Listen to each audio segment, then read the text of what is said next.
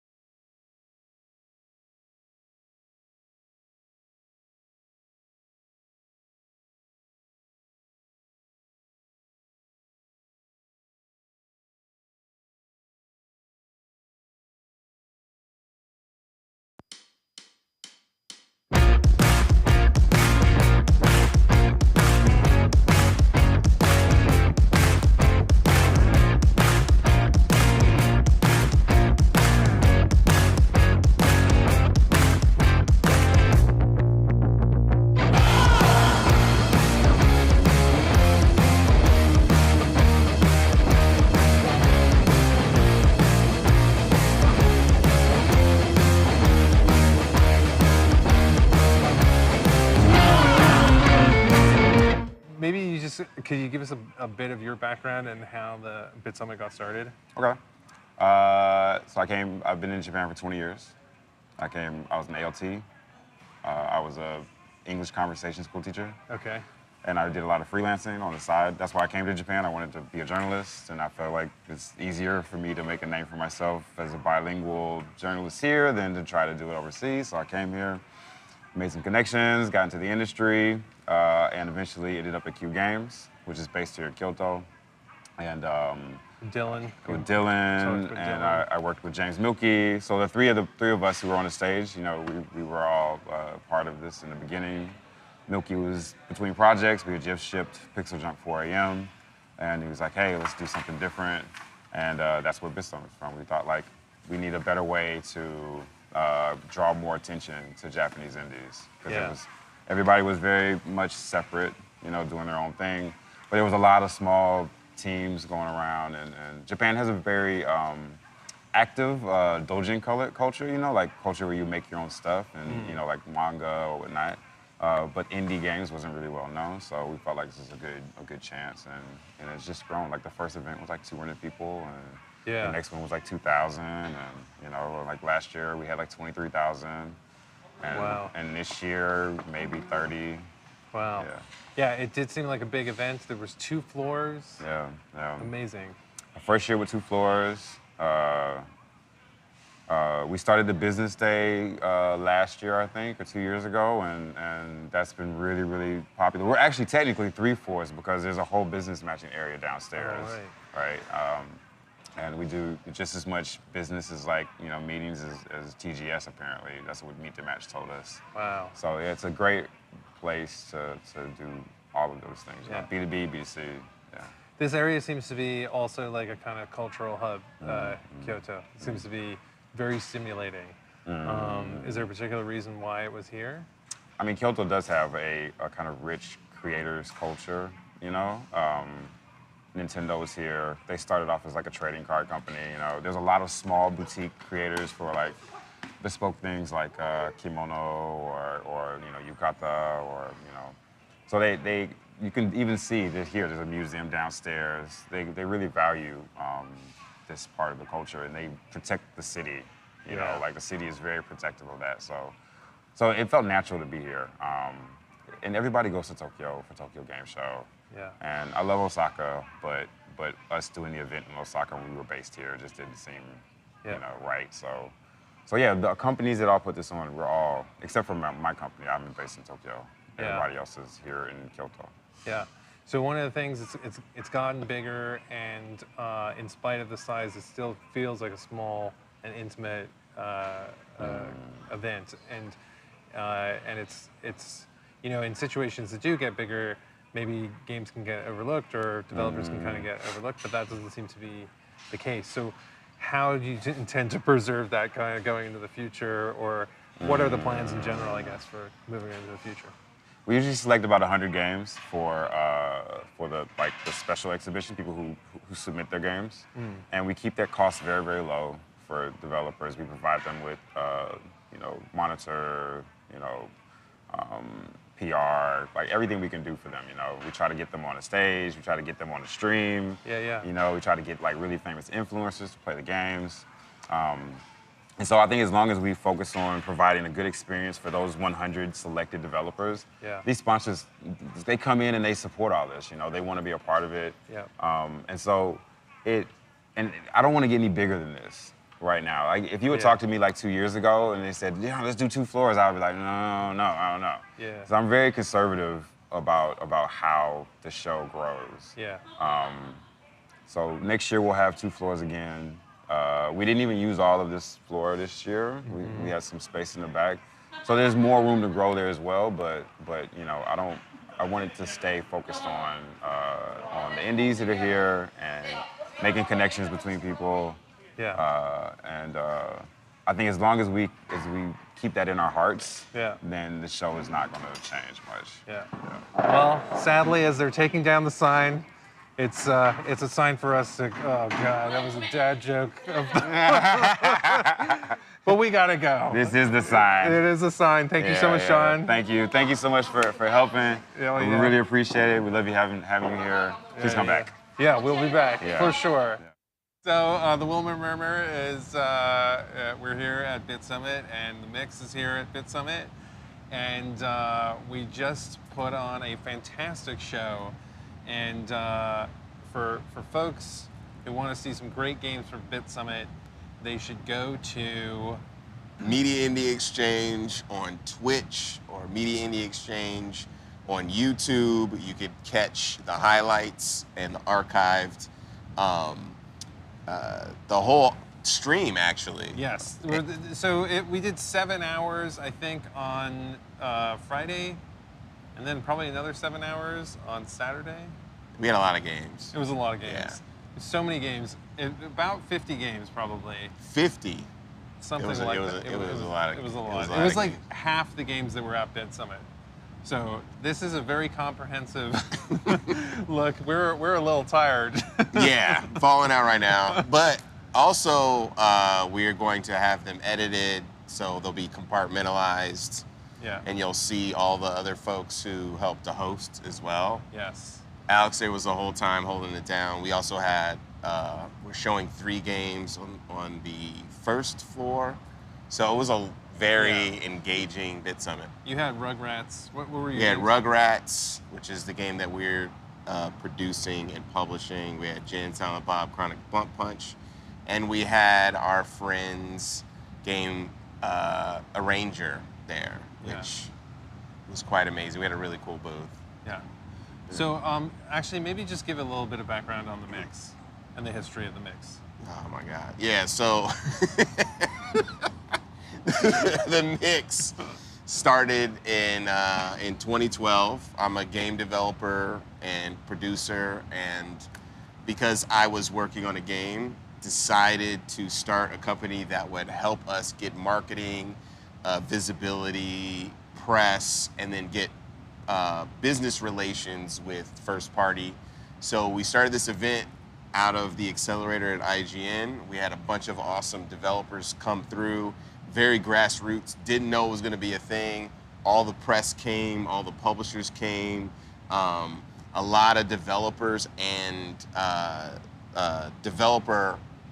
indie developer publishers came, and then it just grew from there to be an event that indies are looking for when they want to get funding or press or just meet other folks, you know? So we do it worldwide. I mean, we're here in Japan. We've done it in Germany, Taiwan.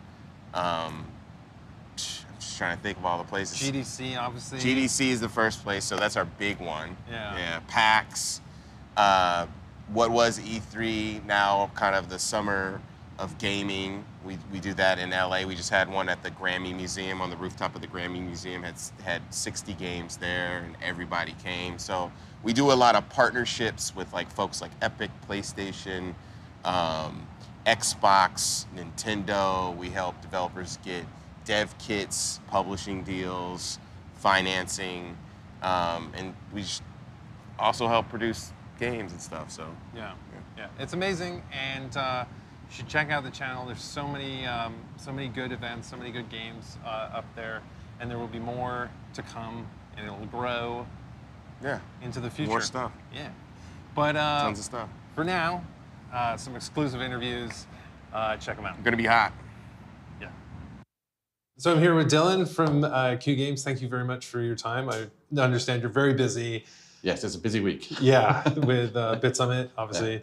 Yeah. So I would love to get a little bit of your history and background of Q Games, and maybe even going farther back and how you got interested in games in the first place. Yeah, sure. Yeah, anything's fine. Yeah. Okay. I mean, I started Q Games about 24 years ago now. I think maybe 23 years ago, maybe 23 years ago. And we were coming up to our 24th year from September.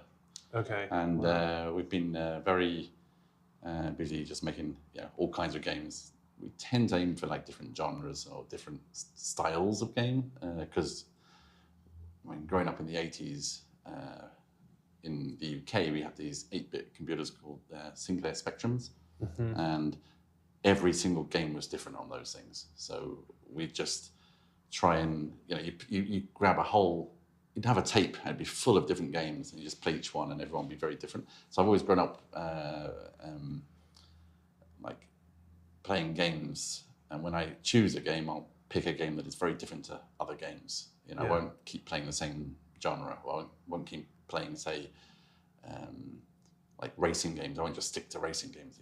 I'll try and find other games that are different. Yeah. And Q Games is pretty much that same style. So we try and make games that are different. Like every single game's a bit different. That's so interesting because during the 80s when you would get the cassette that had like a bunch of games on it. Because I remember Commodore 64 and very similar. But I had my dad got me some computer that had a cassette thing, and maybe it was like the Sinclair, and it had a green screen, and you would sit there and you would wait for this thing to load. Yeah, exactly. It's the anticipation, right? So you got the anticipation. It's like, so you had like a 5-minute load, and then sometimes it just wouldn't load.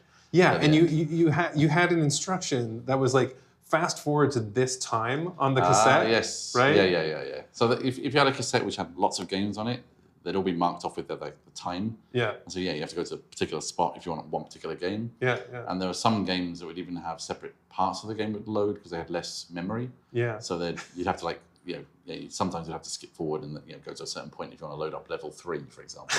you have to skip to a point and load level 3. I can't remember which games. I remember a couple of games like that. Usually games that try to pack a lot into the memory. Yeah.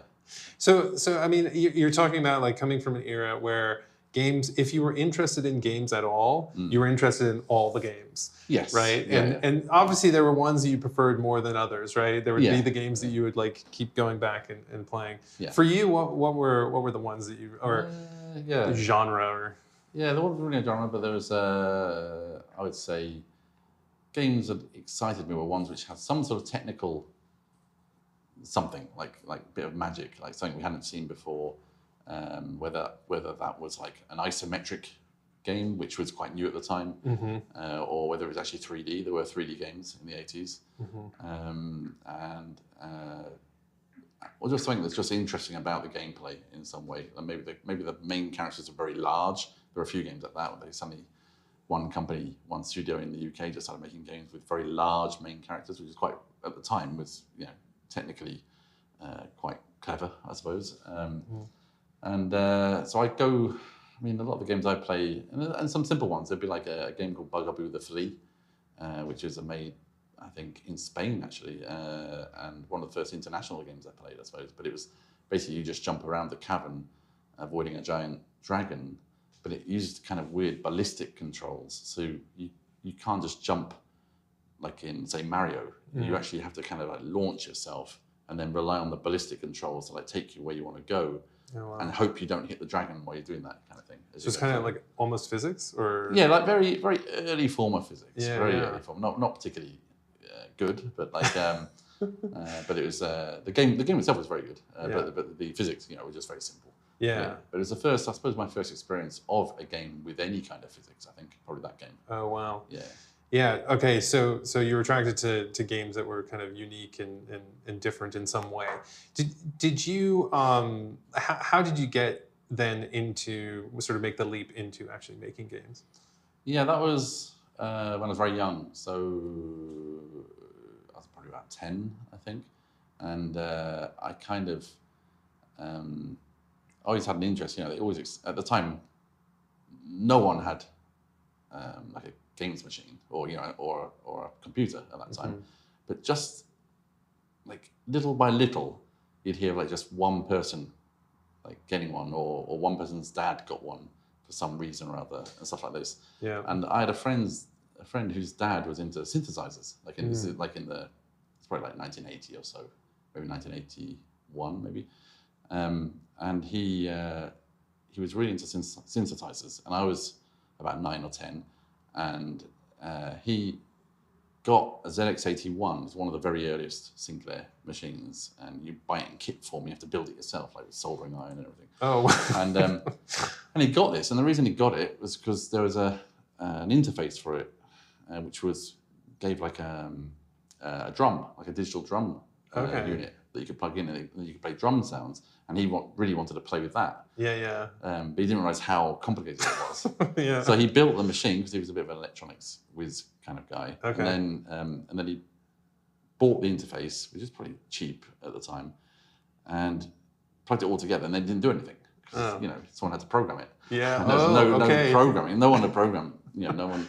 And so it was just sitting there and it wasn't doing anything. And I asked him if I could borrow it. To play with it, because I was just really wanted to see what it was like. And he lent it to me for about 6 weeks during summer holidays at school, and when I was off school. And he said, you can have it as long as you try and get this drum machine to work.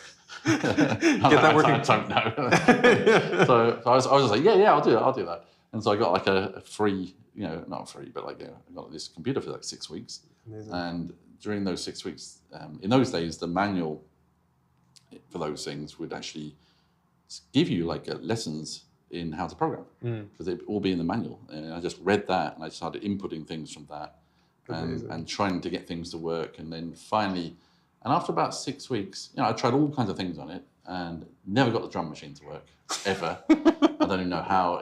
I didn't even have a cable to hear it. So I mean, I just didn't know what was in there. But I got I started programming, or started trying to create like a very simple kind of like I don't know, my own version of sort of like a Pac-Man or something. So I had like a sort of maze on the screen, and I had like a character that you could run around. I just about got it so you could run around with the character, and then I had one ghost type creature that would try and chase you around this maze. But because it's very basic, it was in BASIC as well, but the game was very basic, and I didn't know what I was really doing with the code. It was quite slow. I think it ran about 3 frames a second.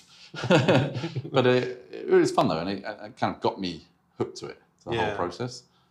And then I saved up my pocket money, and a few months later after that, I think Christmas. I think it was at Christmas.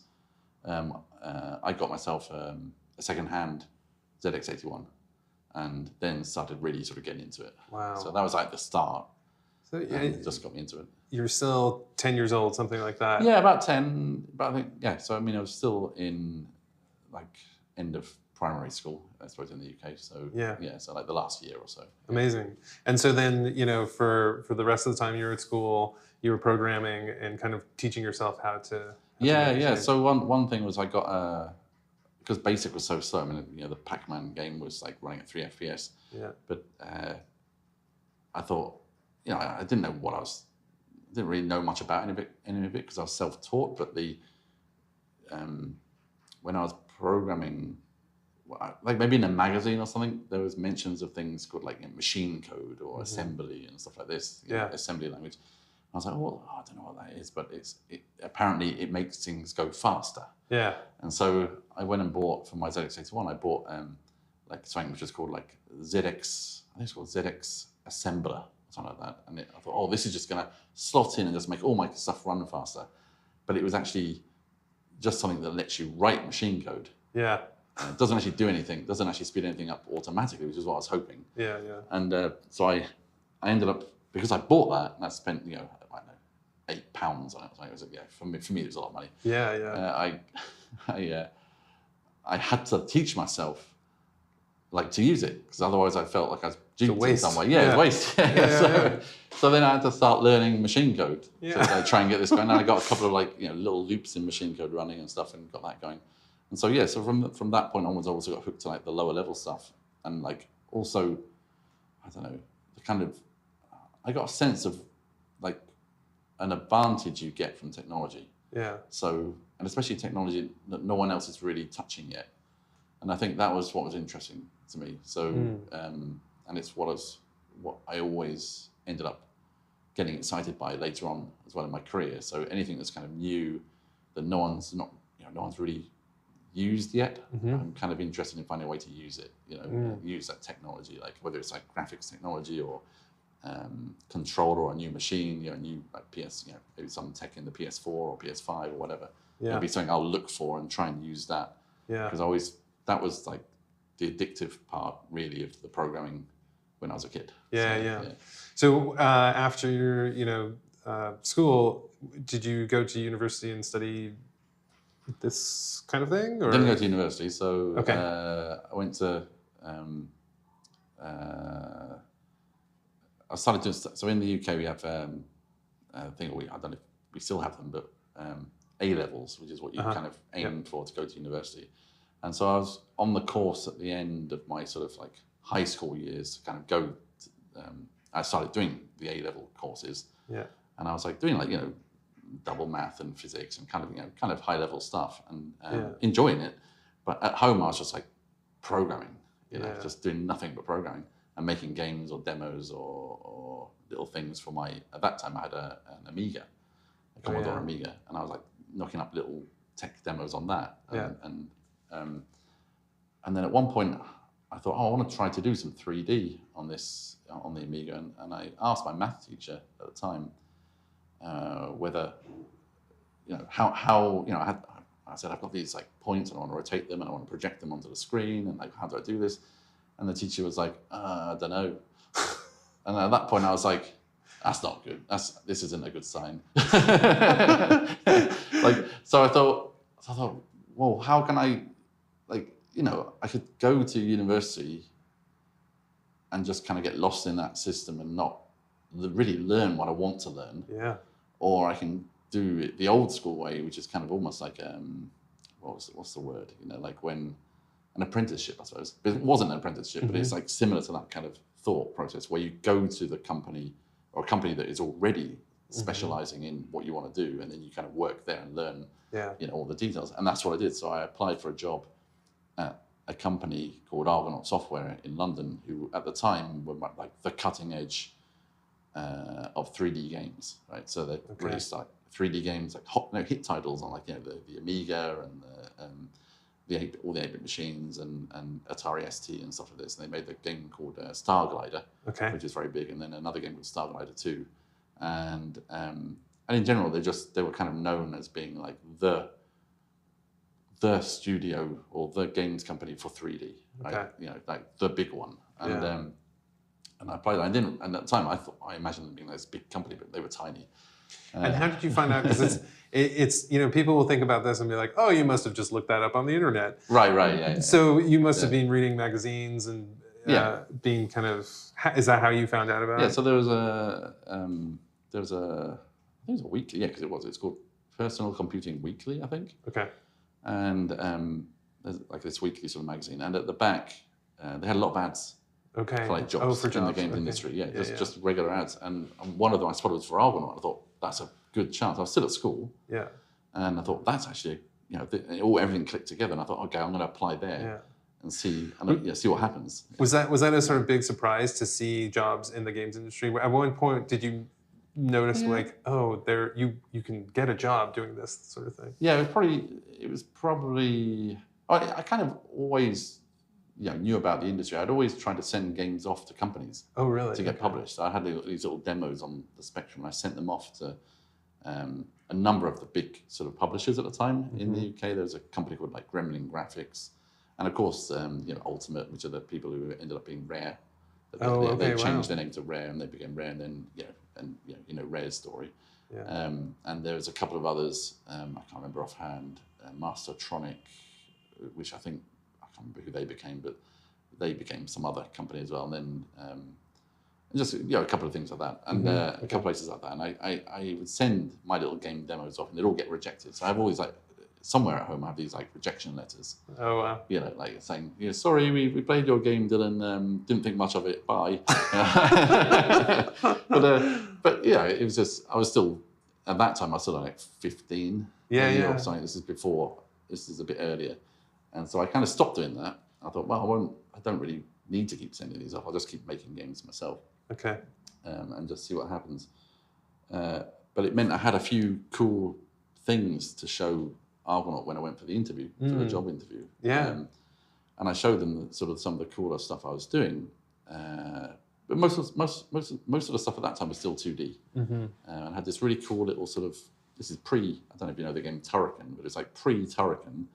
And it was a very similar kind of vibe, lots of like shooting and like big explosions and stuff as you run through this like landscape on the Spectrum. And I showed them this, and they were like, "Oh, this is this is kind of cool. It's actually a really good game." And but have you got anything 3D? And so initially they didn't give me the job. Oh wow! So I carried on at school, but I thought, okay, well, I'll try and get a 3D demo made in some way. Yeah. And so I just cracked open my books, my school books actually, and in some of the math school books I had later on in the curriculum, I suppose, there was some stuff that I could use. There was like a few things in there that showed me how to kind of rotate points around an axis and stuff like this, and all this stuff in there that maybe I could use. So I basically kind of jumped ahead, grabbed that information, brought it back into my own little demo, and then knocked up a 3D kind of like demo of I don't know, sort of like the logo of the game. I made a sort of like a logo of the sort of game studio that I wanted to make. It's like sort of a dream as a kid, right? So I make a game studio. So I made this like rotating logo in 3D and did all the sort of the rendering of the polygons and everything. And I pulled upon all kinds of resources to be able to do it. For example, the rasterization of the polygons, right? Because you can't just, nowadays you go draw a polygon and it draws a triangle or whatever, right? Back in those days, you actually had to rasterize them yourself. So you actually had to like scan down. So if you had a triangle that you've got the points for and you've rotated them, you'd have to scan down both sides and then render the line, render the horizontal lines yourself, draw them as you go down this and draw the triangles. And I pulled some of the I pulled the algorithm to do most of that from a book about the ZX Spectrum that I had from when I was younger, which was basically like a whole disassembly of like how the spectrum's BASIC works basically. Wow. And in BASIC, in the basic language, you've got things that can draw lines and stuff, right? And it had some algorithms in there that let you kind of do these lines and stuff. So I pulled all that out, combined it with the math book stuff, further in the curriculum, grabbed that, got this stuff going, got this 3D thing, put it on a disk, sent it into Argonaut. This is about 2 months after the interview I'd had. And then Jez San, the boss of Argonaut, called me the next day and said, okay, do you want to start next week? Amazing. And that was it. And so after that was like sort of the beginning of my career. I was like off. 17. Oh, wow. Yeah. So I was like, I'd only just turned 17 as well. And a year later, I was flying to Kyoto. So it's like very quick. Like, wow. So in that 1 year at Argonaut, to begin with, they had some really good people there who just really knew their stuff with 3D. Yeah. So I learned loads of stuff from there in that first year. Like way more you learn from going to university for like 5 years. Yeah. And just like the proper math and techniques to do everything you need to do. Yeah. And basically we jumped, into everything to add. We tried to make 3D on everything that we had at Argonaut. So whatever hardware there was, we'd be trying to make 3D on it, whether it's an old NES, the original NES, not the Super Nintendo, but the original one, or the Game Boy, which is what I ended up making a 3D demo on. And there was an old machine that didn't come out called the Konix Multi-System, and we were trying to knock up a 3D renderer on that, which I managed to do. And in that year, we just kind of did all this experimentation and got all this stuff going. And then when the Game Boy demo that I ended up making, that we had 3D in it, Nintendo saw that, and that's what got us flown to Japan, really. Really? To show the people who made the Game Boy that their little 2D handheld machine could actually do 3D. Wow. And I arrived in Kyoto actually almost exactly 34 years ago. So it would be, I think I arrived on like July 1st, so in 1990. So yeah. Wow. So it's very hot. It's very hot and humid. Yeah. Yeah. Very hot. That's an amazing start. So as you come to Kyoto, have you sort of been here ever since, or what was the? Yeah. So initially it was just for a week at Nintendo. We showed them the demo. Contracts got signed, and then that was when the Super FX chip was born. In that meeting, in that 1 week, because Nintendo wanted.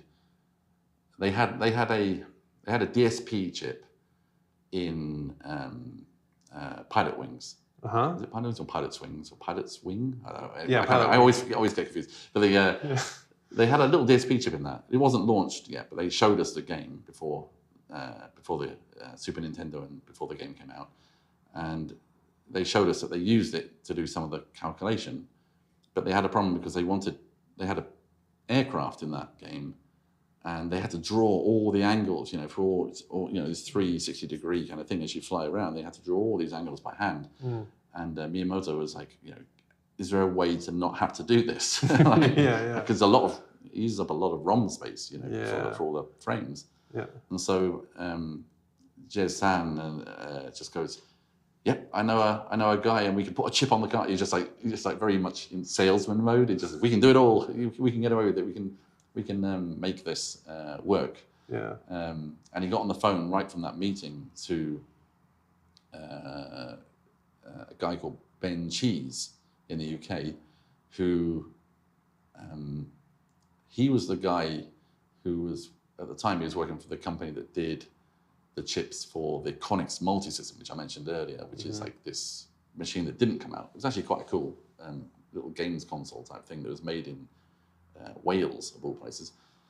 And he was, obviously, because his Konix Multi-System had just been cancelled, this guy was kind of out of a job with Ben Cheese, this group, and they've kind of branched out, and they've made another, they wanted to make like another chip company of some kind so they could make chips for something else. And Jez, everything just clicked into place. Jez called him up and said, you haven't got a job right now, right? Let's make a chip for this and make some money, Jez is always about making money. And so they sorted it out in that 1 week, all got signed. Yamauchi signed off on it. everything went ahead. The whole, I don't know, the whole machine kind of started moving. Like, you know, the whole sort of like SuperFX chip, and that was, you know, from there on. We also got a contract to make X for the Game Boy, which is the game I ended up making. And we went, so for about a year we did that. And then about that point, the FX chip was kind of almost in a prototype form. And so then we started developing Star Fox for that. Wow. And I moved to Japan, like, to work full time at around the beginning of the Star Fox development, which was like about end of 91, so around there. Oh, wow. So almost 2 years, or a year and a half after when I first came to Kyoto. Yeah. Yeah, and then we kind of just moved here pretty much permanently then for the next several years. And yeah, I worked on Star Fox and Star Fox 2. Okay. And yeah, and that was like the first part of my Kyoto adventure. Yeah, that's an amazing start to a career. Yeah. It's pretty cool. Yeah. So then let's talk about Q Games and how we got to from there to yeah. So how we even got to Q Games. So, well, as a kid, I was always into making my own studio. I always want, it's just like this thing that all kids, or not all kids maybe, but like a lot of like home, like sort of bedroom coder type kids, I suppose, in the UK. Yeah. In the 80s, just kind of, they would dream up their own sort of studio, or they'd make a little demo and put their own logo on it. So this is, I'm Bug Blatter Games or something. They'd just choose their own names and put stuff. And so it's always a bit of a dream for me to do that. But I still wasn't quite ready to do it at that point, because I hadn't really learned at that point how to do anything but kind of make games, like, as a coder kind of thing, or as a designer, I suppose, as well. And I ended up moving to PlayStation in America to kind of broaden my kind of, vista, I suppose, sort of so I could see more of the world. Yeah. And I was a big fan of the PlayStation when that came out. It came out while I was still at Nintendo, and it was obviously like a really good machine. And just Ridge Racer, the first game that came out, it was like the first time anybody's seen that kind of frame rate and speed of graphics and stuff. Yeah. And so I ended up moving to PlayStation because I saw an advert for a job on Newsnet, which is like the sort of the old, do you remember? It's like either Newsnet or Usenet. It had two names, but it's like just the old kind of internet forums, kind of, in a way. Yeah. And I saw an advert on one of the there was a PlayStation forum on there, or group on there, and I saw a producer from PlayStation in America saying, we need programmers for the PlayStation over in America. And so I sent a mail because I was a fan of the PlayStation, and I said, I'm thinking, the time with Nintendo was coming to an end because Argonaut's contract was over with them. I see. And so I'd have to go back to the UK or find another job in Japan because they had an anti-poaching clause. So I couldn't actually work directly for them. I couldn't quit Argonaut and go to Nintendo. Yeah. So it would be very suspicious. Yeah. And so Nintendo, Miyamoto himself, he suggested I join. He said he said, yeah, you should go and join, like, say, HAL or something, and where Iwata was, but it was like in the middle of nowhere, like, up near Mount Fuji or somewhere. And I like Kyoto, and I didn't really want to move just to the middle of nowhere in Japan. Yeah. And I was more interested at that point in just tech. I was always like tech. So, and the PlayStation just looked like it had some really cool, fun tech to play with. Yeah. So I ended up applying for that job, getting that job, being flown over, going over to America, and making a game called Blasto on the PlayStation.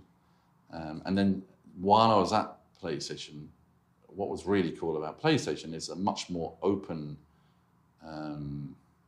company, I suppose, or open, I don't know how to describe it, I suppose much more sort of American style company, whereas Nintendo's much more closed and private and like internally, so like there was like isolated. Yeah, Nintendo's much more isolated, and you're not, no one can talk to anyone else, kind of thing. I see.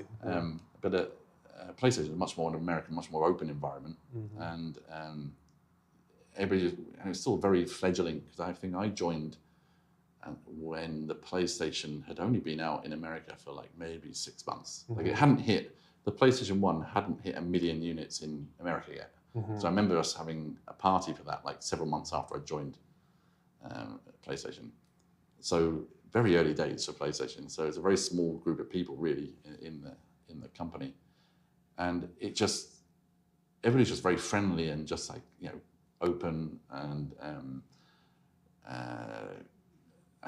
about connecting, like connectivity with people, which is something that Nintendo didn't really have. So those are sort of the big differences, I think, between Nintendo and PlayStation, where PlayStation is much more about like people and connectivity and like collaboration, yeah, and like just getting people talking together and stuff like that. So I got to learn that side of the industry, I suppose, where up until that point I'd never really experienced that kind of side of things. You know, and so I learned about like networking and talking to people and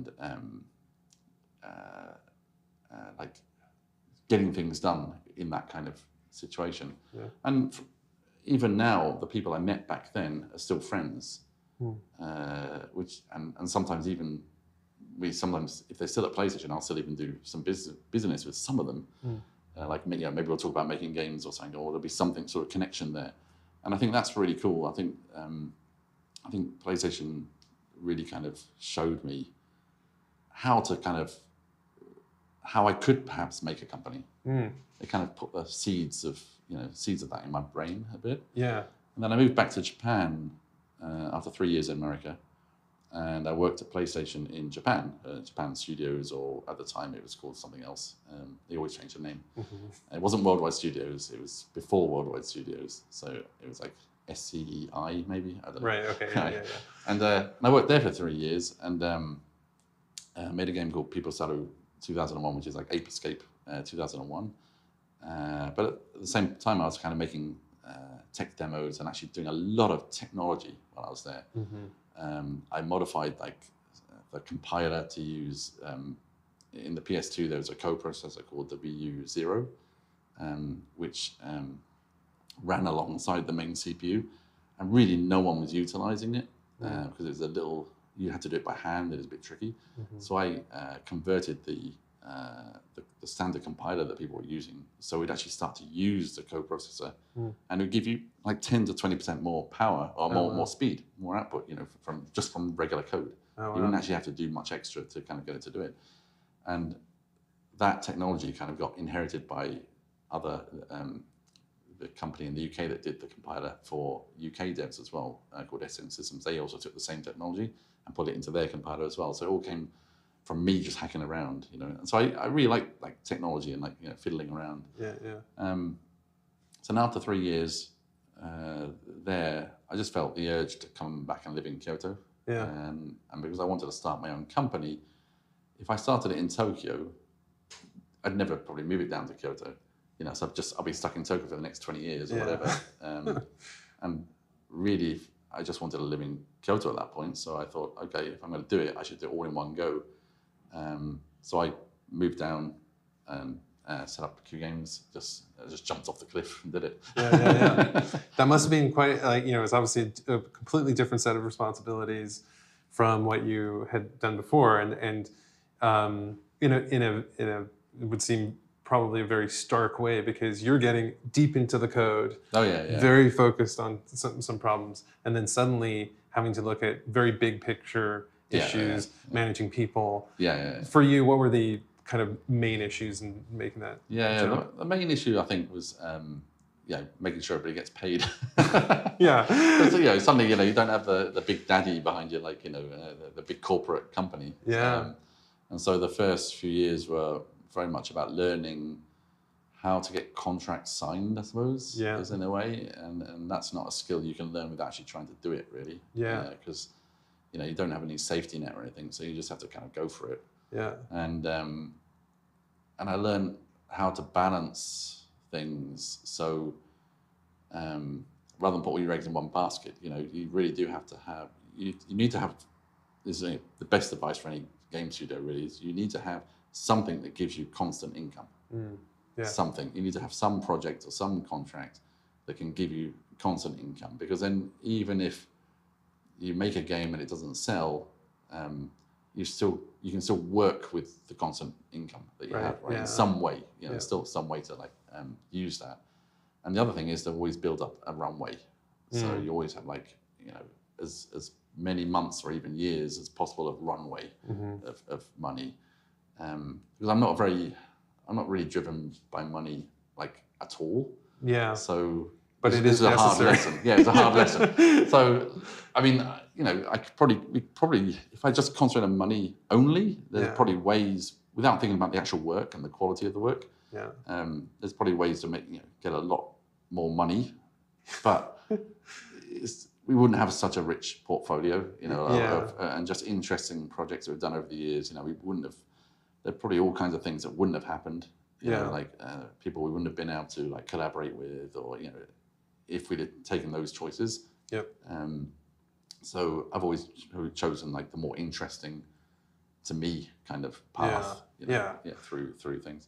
So it means we've done loads of things over the years. For example, when PSN, before PSN was announced, even because we were already working on the PS3, we were like working on the PS3 under the hood. So we kind of did like the menus and like the Earth visualizer for the PS3 and just lots of other stuff, actually, lots of little things and bits and pieces. Yeah. And we ended up because of that, because we were quite close with PlayStation at that point to do that. We knew that there's this like PSN thing coming up, this way you could actually have a store where you can actually download games and more independent developers could actually get the games out. Yeah. And so I saw that, and also I saw that the PS3 had HDMI output, which at that time was like a miracle. It was like, until then everything was like analog. So you plug your console into like a TV, you'd be lucky if you get the same color twice, right? Like everything's just like all over the place. And so suddenly everything is HDMI, everything's crystal clear, nice colors, and I thought, okay, how about I go back to like 2D for a little bit, and we make the Pixel Junk series. And that's kind of when I come up with the concept for doing like a series of like 2D games that are kind of slightly inspired by older school games. I mean, like modernized. It suddenly made sense to me when you described your experience in the 80s. I was like, this is it's so familiar to me now. And that series and sort of it sort of makes perfect sense. But at the same time, you're looking to recreate that experience for yourself. Exactly. And so obviously when you are picking projects or picking games, or even maybe as you're recruiting, are these things that you're looking for, like people who are doing interesting things, like kind of? It's definitely people who like to fiddle with interesting things, basically. Like just try to find, like, you can find innovation. I mean, if you look for it, you can find innovation in anything you try and do, right? Yeah. So in everything. So I always try and find people who have a very similar kind of way of thinking. So they'll try and find something interesting, a different way to approach something, to kind of get a result which is a little bit left field, I suppose. And maybe it's not like the most popular thing. Yeah. Maybe it's not the most popular genre of game or something, but if it's interesting, and innovative, then we should at least try and explore it. I think that's always been kind of where I've kind of aimed, I suppose. Yeah. So as you kind of go into the future, what are some of the goals for Q Games? And do you expect more growth? Do you expect more innovation? What are your kind of key? Yeah, that's a good question. I think I'd like to just kind of stay doing what we do at the moment.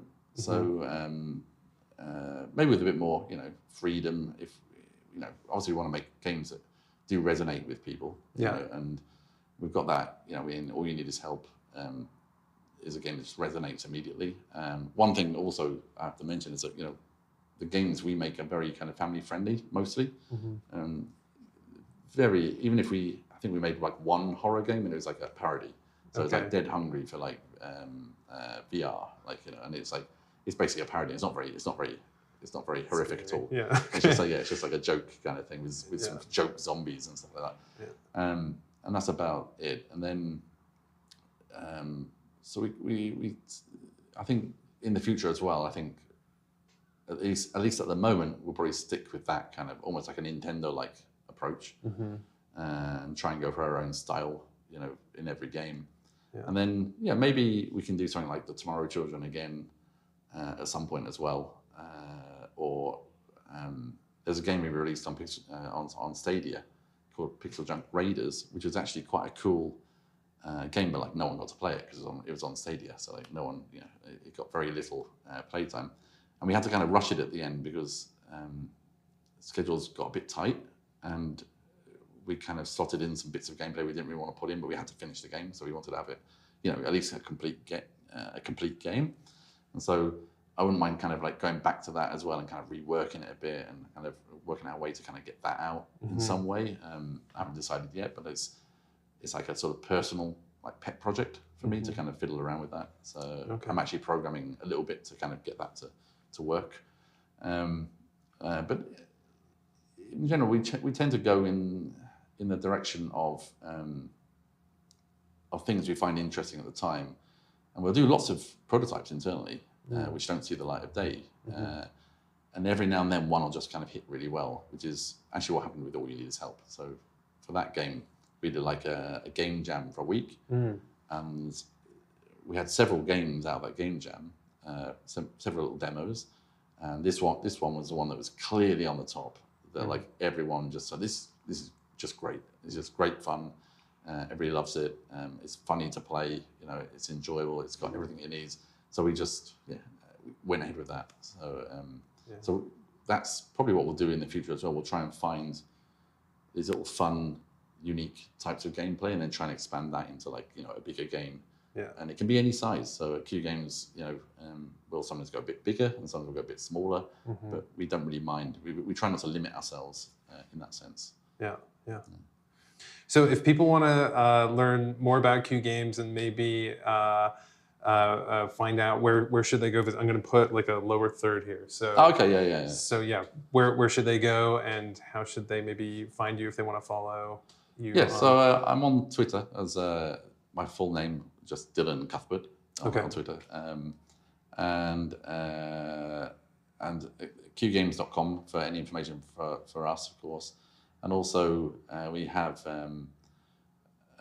This week, we'll be showing All You Need Is Help at BitSummit as well, so there'll be lots of news about that. And there's also a Twitter account for Q Games itself. The Q Games Twitter handle is Pixel Junk News, and that has that'll have all the information on there for like our upcoming titles. And we have like All You Need Is Help at the moment, and we have another title which we can't talk about yet for next year, which is quite a experimental one. So it's quite different. It's quite a bit out there.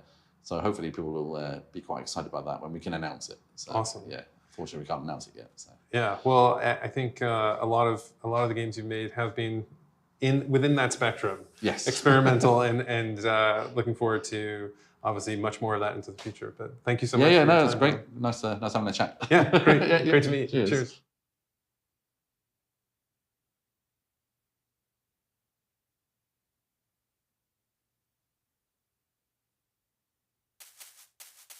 手を上げて目で合図息を合わせて All you need is help All をこいで You need とない今いずいずいずとつないだ Help お手伝いよろしくね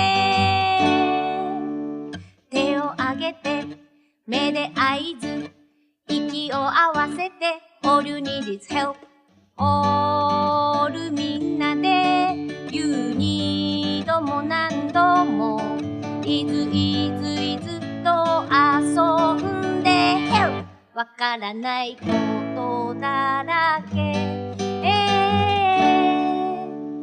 手を上げて目で合図息を合わせて All you need is help, help, help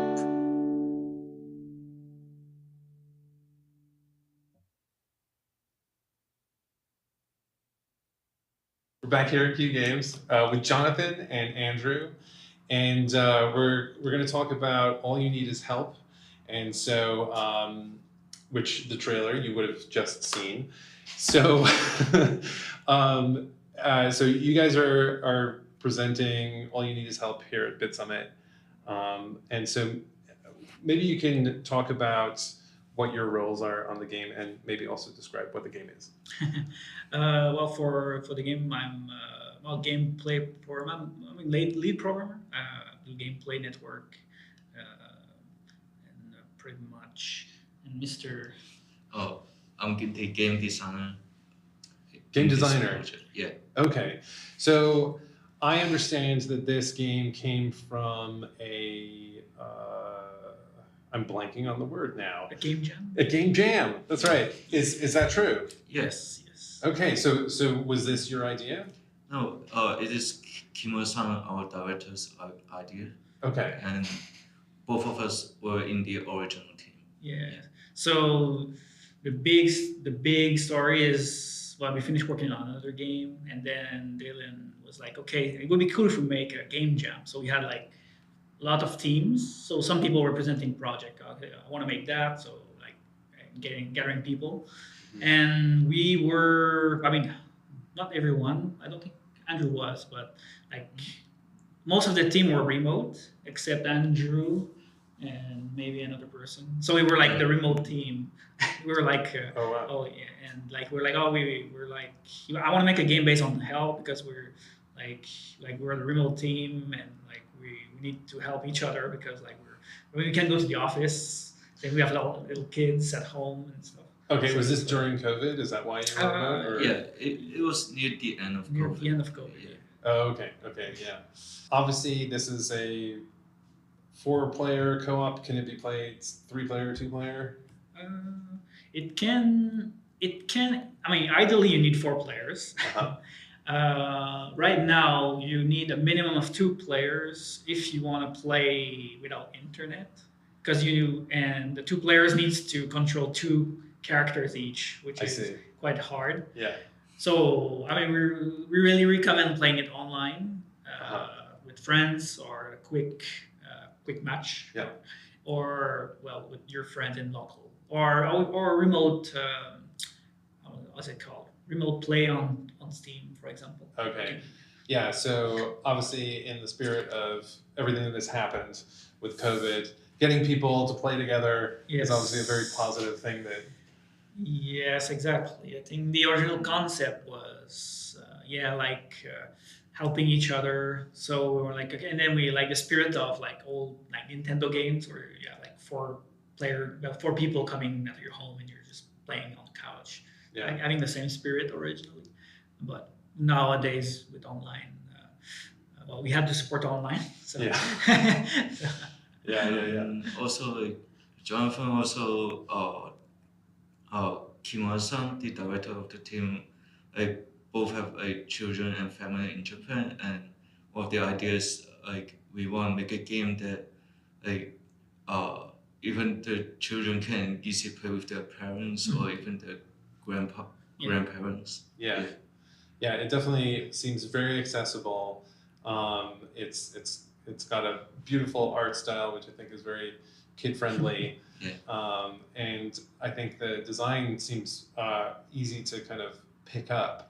Like it seems obvious what you need to do, but maybe it's a hard skill to kind of master. So there's some depth and Well, internal feedback often is it's quite hard sometimes. So we have to tone down a few stages. Okay. So you get that's a sort of leveling Yeah, issue, it's not like Dark Soul hard. More like the puzzle. It's hard. It's hard to do the stage and the puzzle at the end in time. So we have to. Sometimes it's pretty I mean, hard it was easy for you because you made them. Yeah, you see, it's always the designer who's like, "That's easy. What are you talking about?" It's never. It's yeah. Oh, we're playing it. He's looking at us like. Yeah. What's the matter with you guys? Come on. So, so it's obviously a very difficult thing to take something from concept to final. And what's that journey been like? super easy? No, it was definitely, it was not planned to be online at the beginning. It was supposed to be co-op, local co-op only. Then we expanded with online.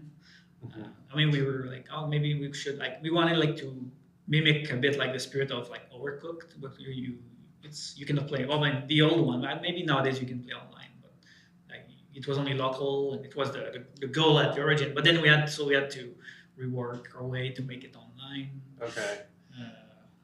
So that sounds like a challenge for you in terms of because of being a programmer, right? The networking issues. From my experience with game development, networking, making a game multiplayer as a sort of after the fact kind of thought can be a bit of a tricky a thing. So, but obviously it benefits in terms of the design. So worth it anyway. It's gonna a lot more reach when you have online and get thousands of players, millions. So that's obviously great. How about for you, Andrew? Well, for me, mainly work on level design, so there's a lot of difficulties. Like when I first made the level at the puzzles, is for me it's supposed to be quite easy, but then as soon as you test play, when it's 4 player and they all have to communicate with each other to solve a puzzle, not just thinking by yourself, then it starts getting more complicated than it's supposed to be. So obviously, setting up the game so people can understand that communication is really important. In terms of that presentation, but also did the game fundamentally change at all from its early design? Did you start to add anything along the way that impacted what you were doing? Well, the main part of the game is still pretty much the same, to solve the puzzle at the end, the shape puzzle. But we do add a lot of different gimmicks, and sometimes gimmicks are not working very well with other gimmicks. There's a lot of challenge in the figure out how to make everything work together. There's also one thing, the voices. Oh yeah. They were added after we sit down and we're we need to figure out how to make players try to communicate, because if they don't use voice, it's hard to convey what you're trying to do while doing the puzzle. Right. And there were multiple iterations of ideas emoticons, and then now through the voice system we have, which not actual person voices, but the character voices. Okay, so there's a way to communicate. So how does that work? Is that you have a wheel of emotes? So it's on the control is the D-pad. Okay. So there's 3 different voices, and one is for responding to other players. Okay. So one of the voices maybe say help, and then one of the voices just sing jokes. Yeah. Okay. So you control people with you can, some voices that are not, I don't know if they're in the game, but they were a bit trolly. So I'm getting very strong kind of Space Team vibes from this kind of game where it's turn me this way, or I need, I should be up there and you should be over there, something like that. Yeah. So that sounds like a pretty difficult thing to do, to communicate through. Yes. A D-pad. It's predefined, and the nature. I think it was the goal a bit in a way to make people work together, but we didn't want to give them too much tools to achieve that. For example, you cannot turn yourself. You need to use friction on objects or the other players. Giving them the ability to communicate too much, then you can just give the solution. So we wanted keep some balance. So more also simple things like move or help, stuff like that. Yeah. So, how long was this game in development for? Or is it still in development, actually? It is still development and a little bit over a year and a half, I believe. Okay. Yeah, but I mean, I've worked on that, work on some stuff in the middle, but yeah, maybe 1 year and a half. Does this game sort of feel like one of those kinds of games that needs time because it's kind of like it's a complicated, new sort of mechanic, right? And it benefits from having a little bit objectivity to it, so we can sit with it and think about it for a while. Yeah, and also, the team was quite small until like half a year ago. Okay. Yeah, like I was the only programmer for a while. For about a year. And then I have to move to another project. Okay. And then I think Andrew became programmer okay. for like 3 months until I came back. Yeah. After that, after things like were more concrete for the project and the financing, we were able to bring more people. Yeah. And there are a lot of stages in the game. I don't know how much, but hundreds of them. over 100. Yeah. Over 100 levels. Wow. Yeah. And more in the future, maybe. It all depends. And I don't think it's a very complicated game. It's efficient at what it's supposed to be. Cooperation puzzle game. It doesn't have any crazy new feature. Yeah. But I we're trying to do a fun game. Yeah. I think it's also complicated that we try to put in many different platforms and this is definitely the most complicated. Like releasing on almost every single platform currently available simultaneously. And we have like cross-platform and online. There's cross-platform play, so someone can play online from a PlayStation to a Nintendo, for instance. Yeah. Amazing. That is quite a technical. It's. I don't know if it's a technical achievement, but it's definitely. There's a lot of moving parts. Yeah, so to speak. That's fantastic. So, when are you expecting the game to actually ship?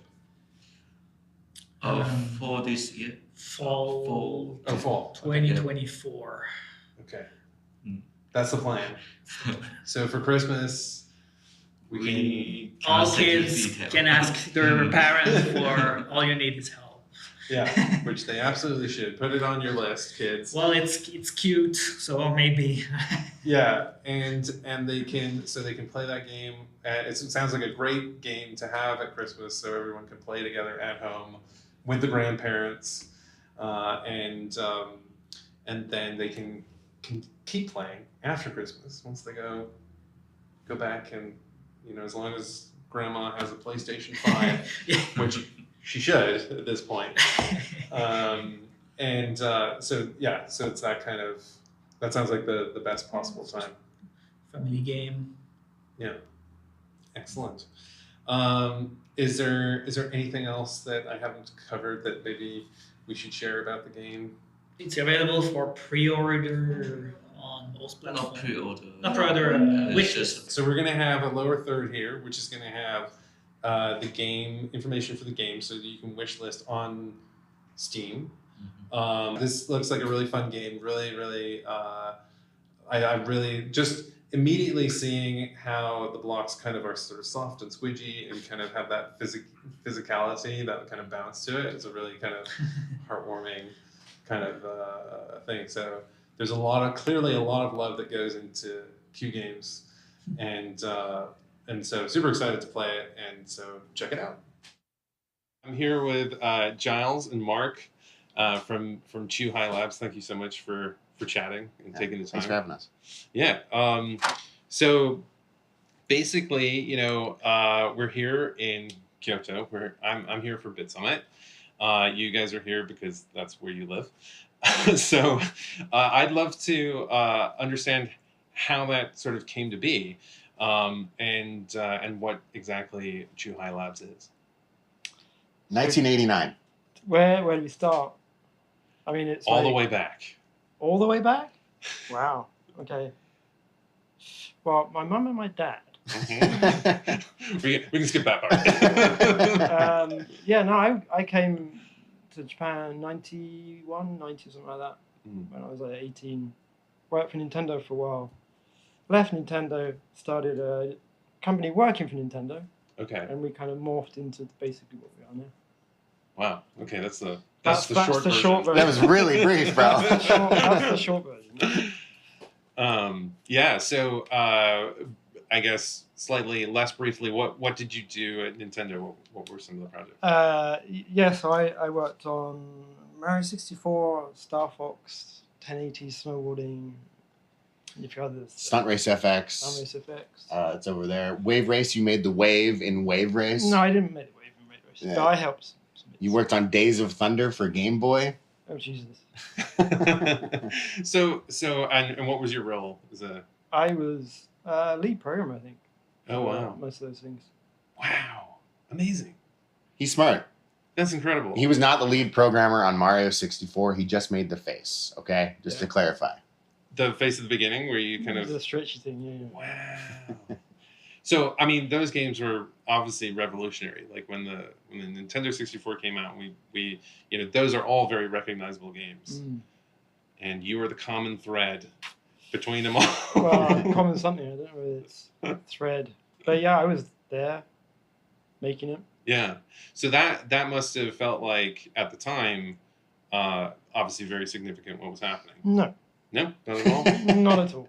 Really? Why was that? I mean, when you're making stuff, you don't really think about those things, do you? Because this is at the time, not after the fact. So you don't realize, whether it's going to sell or not. Originally, 1080 was a failure because they thought it wasn't going to sell. So we thought we were making a game that was just going to be thrown on the trash heap, basically. Wow. While you're making it. Amazing. What was the order? Because I feel like 1080 came out after. What was the order? Yeah. The first one was Star Fox, and then Wild Tracks. Yeah. And then there's a bit of Wave Race, and then Mario 64, I think, and then 1080. Is that right? Yes. Yeah. And I think I left soon after 1080, about a year after 1080 maybe. Wow. Okay. And that was when you started Chuhai? No, I started a company called Vite. And we just basically were like a extension of EAD, which is Nintendo's kind of research, entertainment analysis department or something like that. Okay. So we were working with them like really tight, making just prototypes and stuff. Okay, so and what was the the sort of impetus to start your own company? How did you end up in that situation? Because obviously, to then, as a result of having worked in Nintendo and to gain Nintendo as a client, that seems like a great way to start. Yeah, I think I just didn't like the whole, 8 till 5, lunch is exactly 12. I see. Every day was the same kind of thing. And also, if you're a gaijin, if you're a foreigner in Japan, you don't really get much of a promotion after a while. Okay. So I guess maybe I peaked. I thought I was peaking at Nintendo's. Okay. In hindsight, I should have stayed. Probably. In hindsight? Probably. No. What would Mark have done? Yeah, come on. I don't know. Sure you'd have. Why'd you say that? That's interesting. Because I could have retired when I was like 50. Really? Okay. Because it was good money. Yeah. And if you save well, you could have probably millions by now, enough to retire probably. Really? But I don't know. Maybe you're supposed to suffer in this world. You're a degenerate. You wouldn't be saving money. Come on now. I've never been able to save money. No. Comes in and goes out. Maybe you're supposed to suffer. Let's not go there. What was the question again? I forget. Oh, why did How we started Chuhai Labs. Zoom ahead a little bit. Zoom ahead, yeah. yeah, no, I didn't want to start a company. I left because I didn't like that The culture. routine. The culture's okay. It was just that routine of the same thing every day, same bentos, everything the same. So I just kind of left, thinking I'd just be freelance and just do my own stuff for a while. Because also I was getting lots of like job offers for different companies, so I thought I could just choose where I want to go now. I see. So it was like primarily business to business. Yeah. And so did you start to do that? You start to work with other? Yeah. No. I mean, we kind of, me and a few friends just helped out Nintendo with projects, and then those few friends became more than a few friends, and then it was like sort of, oh, okay, now we've got this group, so it has to be like a company, otherwise it's just not too legit. So yeah, I just made a little script to find the shortest domain name I could find at the time, which was VITEI. Doesn't mean anything. Yeah. What was what year was that when you established it? Jesus, 95. You did not establish Vitae in 1995. I'm just gonna throw it out there. I think I probably did actually. Did you? 95 or 6? Because I left. When was 1080? 97. Oh no, yeah, it was after that. Okay, we'll say 2000 then. 2000. Okay. Okay. Yeah, 2000. Yeah, because I would also imagine around that time you needed a script in order to keep the domain name short. Because I was thinking like earlier you probably could have fairly easily found a short. Yeah, well, they were getting longer each year. Yeah. But yeah, I mean, at that time I was doing all sorts of these kind of weird domain-related tools and stuff. Like one which would constantly ping domains to see if they were available, and basically pick them up if somebody let them lapse, kind of thing, which is a bit. Yeah. Well, that's good. Seems like a good business opportunity. And then I bought a load of domains. I think I had Africa.com at one point. Not sure if I still got that. Can't remember. But yeah, I got a load of domains and stuff. Tell them about the dollar payme$1.com. Oh no, thank you for $1. That was quite recently, I think. We were drunk one night and said, why don't we make a website where you pay $1 and it says thank you. Because there was a website which was sort of pay $1 to find out how many people have paid $1. Which was quite addictive because you want to know how much they're getting, so you end up just paying $1. Yeah. And then accidentally giving to the cause. Yeah. So we thought, well, fuck that, just give us $1. Yeah. No results. No results, just give us $1. Yeah. Got about $100 out of that. Nice. Then there was another one we had, which was Safe Scam. Safe Scam. So I haven't heard of this one. If you want to give your husband like just a gift, a scam gift. If you want to scam them, you pay this website to scam them in a safe way. You give us $10 and we ask for $11. So that kind of that one didn't take off actually. Oh. People don't like being scammed. So how do you start Chew High Labs? Yeah, so soon after that. Yeah. Soon after scamming people, the next scam. No, this was actually quite recently, I think, the scam thing.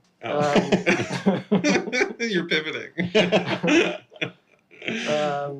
Yeah, no. So all right, so we had Vitae, which was split into two. It was the front room, which was dealing with all the Nintendo projects, and then the back room, which was dealing with everything else, which was like VR experiments and stuff like that. Anything that wasn't Nintendo. Okay. And then basically, as Nintendo sort of morphed into something that was very different, we sort of shut down the front room and just kept with the back room, and then the back room turned into Chuhai, basically. I see. So the business with Nintendo started to slow down. Is that? Well, basically, Nintendo, since when Iwata Chacho passed away, the whole direction of the company changed from sort of less developer orientated and more sort of business. So they were only really doing the franchises after that point. I see. Okay. So we were kind of, we didn't want to sort of get involved with any big franchises. We wanted to sort of stay doing what we were doing. Which was more kind of the research development, kind of more experimental? Or just like smaller games, I guess. I see. Okay. And so that back room, was that working with other companies?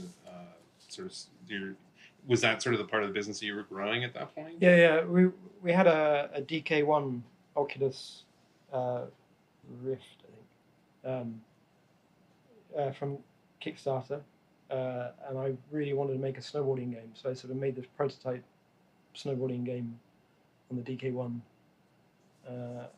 And then we did some other things for Sony, their PSVR, stuff like that. Okay. So yeah, it was very much a VR kind of outfit. Yeah. Okay. And so, then that turned into Chuhai Labs? What happened? Yeah, it was Chuhai is his baby. Basically. Yeah, that's where I joined. I joined when we were working on a VR title for like a location-based VR, Okay. like a very big franchise sort of thing. And when I joined, we were almost strictly doing contract work, for bigger like ghost development sort of scenarios. Yeah. And I came on, and he was working on his snowboarding title, which has been published or co-published by Meta for the Meta Quest. But when I joined, I saw kind of we had this opportunity to rename, and we didn't have a brand. So Yeah. Vitae was just like this sort of literal sort of canvas sort of name as a shell company kind of thing. There's no brand whatsoever. Yeah. Just for sort of tax purposes or... Yeah, basically. Yeah. Well, I mean, I'm sure. Of course, they wanted to have a brand, but like it's weren't hard to allowed- establish. We weren't okay. allowed. Nintendo didn't allow us to put our name on any of the stuff we'd made. I see. Basically, I think occasionally we got like a co-developed subtitle kind of somewhere on the Okay. game, but And that's especially bad when you're working contract work for location-based stuff. Like if you go to a theme park, you won't see our logo anywhere. You're not going to build any branding. Yeah. So when I came on, I just said, we got to rebrand. We got to come up with a brand, I should say, not Yeah. rebrand. But we sat down over the course of like 3 weeks and wrote down hundreds of names. Do you have any examples of these names? Potential? kids watching this? I can bleep them. No, they weren't rude. They were just Uncle Tickles. Yeah, that was going to be our company name, Uncle Tickles. No, but Night Trumpet. Night Trumpet. No, so we had all these absolutely horrible names. And oddly enough, the very first name of the hundreds was Chuhai Labs, and we were like, we can come up with something better. Of course, we can do better. Yeah. And then hundreds, and we were drinking several nights, being like, we'll never get it, and we just picked the first one.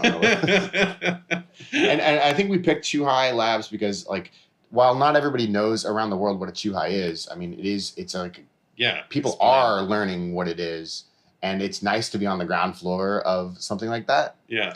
And also here domestically, like I think like people associate Chuhai with people drinking on the street, and it's kind of cheap and dirty, and we like that element. It's something cool about it because Chuhai are delicious actually. Not the cheap cans that you'll see people throwing up on the train. Yeah, but, sure. Yeah. No, maybe explain what a Chuhai is. Maybe. Maybe. So it's shochu, which is like a Japanese rice or liqueur. Yeah, or pumpkin liqueur, right? It's not liqueur, it's liquor, right? Yeah. I don't fucking know. And white liquor. White liquor, yes. And fruit and soda water. Yeah. Those are the three elements. It's just like a really low alcohol cocktail. Right, yeah. Or now it's really high alcohol. Or really high alcohol content. It's getting higher and higher. If you drink them here, they're quite alcoholic. Yeah. It's usually lemon as well. Yeah. Okay. Yeah, so, but the culture of that is kind of consistent with, you feel like, your guys' brand, the kind of relaxed, grungy. Well, we have like literal Friday parties every Friday. Yeah. That anybody can come to. So it's kind of like, I wouldn't say it's a drinking culture, but it's kind of a party. Oh, it is relaxed though. I mean, we have a bar you can't see it. We have a bar in our studio. But this is a bar. This is a bar table. Yeah. But yeah, the idea is that we are a relaxed company. Anybody can come and hang out with us. Like, we're only 15 people, but I mean, I don't know. A lot of people want to come visit us, and it's pretty sweet. Yeah. So. Okay, so as you created Chu Hai Labs, then that branding was important because you were going to start going now direct to consumer. Yeah. So you're changing your business model. And so what was that transition like? How did that happen? Obviously, you joined, but... I think we didn't know how to do it, I guess. We're still learning, I guess. I mean, how to market your own game and stuff. Mm-hmm. There's a lot more to it than just making a game and putting it out there. You've got to promote it. Right. That's really hard. All right, to be positive though for a second, I think it's been like a glorious transition, because we went from, like, when I joined, we were doing like these major contracts, and they were high stress, and some clients and like, it's not about who they are, but like some clients can be picky. Uh-huh. Like in any scenario, of course, but like, no, and especially when you're working business to business, because they have the added pressure. Yeah. And you also have experts in there, of course, where nothing is ever good enough. Yeah, and we're touching their IP, and therefore, of course, they're going to be like this needs to be like this needs to be like that. And when you don't get sustained revenue from, like, once the project's done, it's over. Like, whereas if we're working on our own IP, potentially we own it forever and ever, and we can like make sequels just like any other company, but it's ours now. Yeah. It's awesome to turn on a game and our logo is first. And so obviously it creates greater stability, because I think that obviously one of the big questions of having your own business is how do you sustain that? That's, you've got cash in the bank, and you can see the road ahead of you, right? And so that's always a constant concern. So was that sort of part of the motivation to do it, where it's like, okay, because obviously that's the benefit, but was that... So if you're working for a publisher, what happens is you get these highs and lows of cash flow. Mm-hmm. So when you're doing the project, it's great, money's coming in, and then when that's finished, everybody's worn out, that's when the money stops. Yep. But you won't have any more money for like another 6 months probably. So it just goes back down to zero. Yeah. Which is really stressful for everybody, really. So we wanted to keep this kind of line as flat as possible, so there's always income coming in. Yeah. So that's basically the goal. Not there yet, but that's the idea, isn't it? Yeah, and I guess when you had these relationships with the companies, there was no way to kind of sort of put together a deal that gave you kind of residual payment. That was... We did a few times in Nintendo, but they were very small amounts, like tiny amounts. Yeah. Not enough to keep you going. To sustain, yeah. So now, obviously, as you started Chu Hai Labs, and you're like with that goal in mind, you're starting from a great position because you have a lot of connections, and so how did you get started? Like, what was the first project and for Chu Hai or for Chu Hai? Yeah, what was sort of the first direct to consumer? Our first project was one of your favorites, actually. It was Whitewater Wipeout, which was the launch title for the Playdate. That's the small micro console. Oh yeah. Yeah. That was our first official project, because he was working on his snowboard project in the background, but our team that was working on the location-based VR, like, they were done for like 2 months and no work. And we're like, oh shit, we need something. And we spoke with Panic over about Playdate, and we got something together. It was his idea.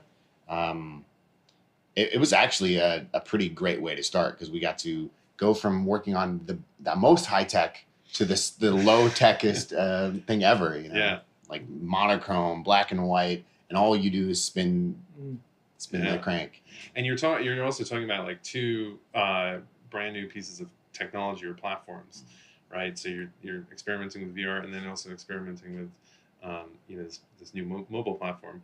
So is that something that you're passionate about when looking at projects, is to like find platforms that you're...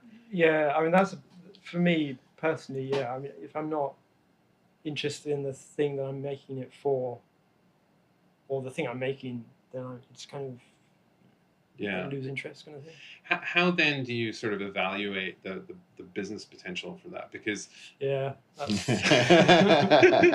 good question. That's why we don't have that much money. Right.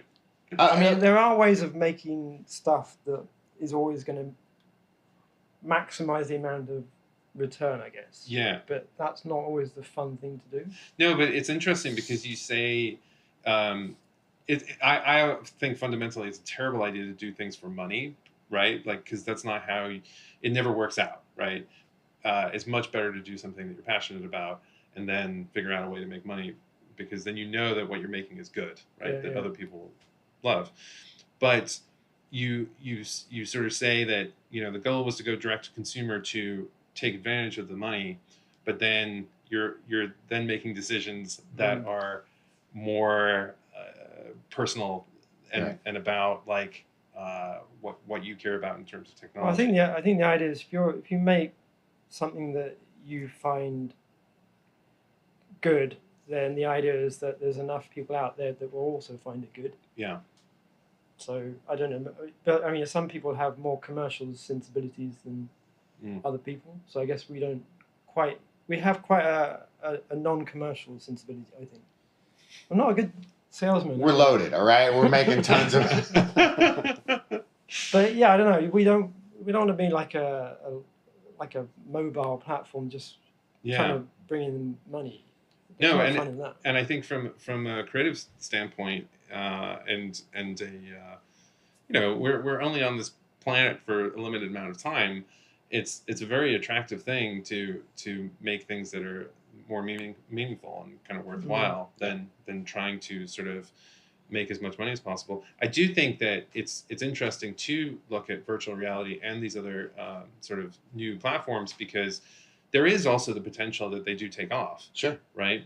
And so being there and being part of the first wave of things, especially when you look at like the things you've done in the past, you know, Mario 64, and you know, that is sort of consistent. Who knew that the Nintendo 64 would take off and become the sort of success, as you said, right? And so that seems like it seems like there could be a big payoff. Yeah. I mean, it's always about trying to do stuff that is new, isn't it? Because, you know, nobody wants to do stuff that's already been done. And you tend to find if you keep doing that over and over again, eventually some of these things do pay off, because literally nobody's done it before, really. Yeah. Do you find over time, so how many games have you guys now released as Chuhai Labs? We've officially released 5 titles. Okay. Yeah. And do you see that sort of helping to kind of build a following that people are starting to recognize you? Absolutely. Yeah. No, I mean, so we started with Whitewater Wipeout on the Playdate, and you know, getting to be the launch title, and getting to be a part of that first wave of excitement, built up a pretty large sustained audience, I would say.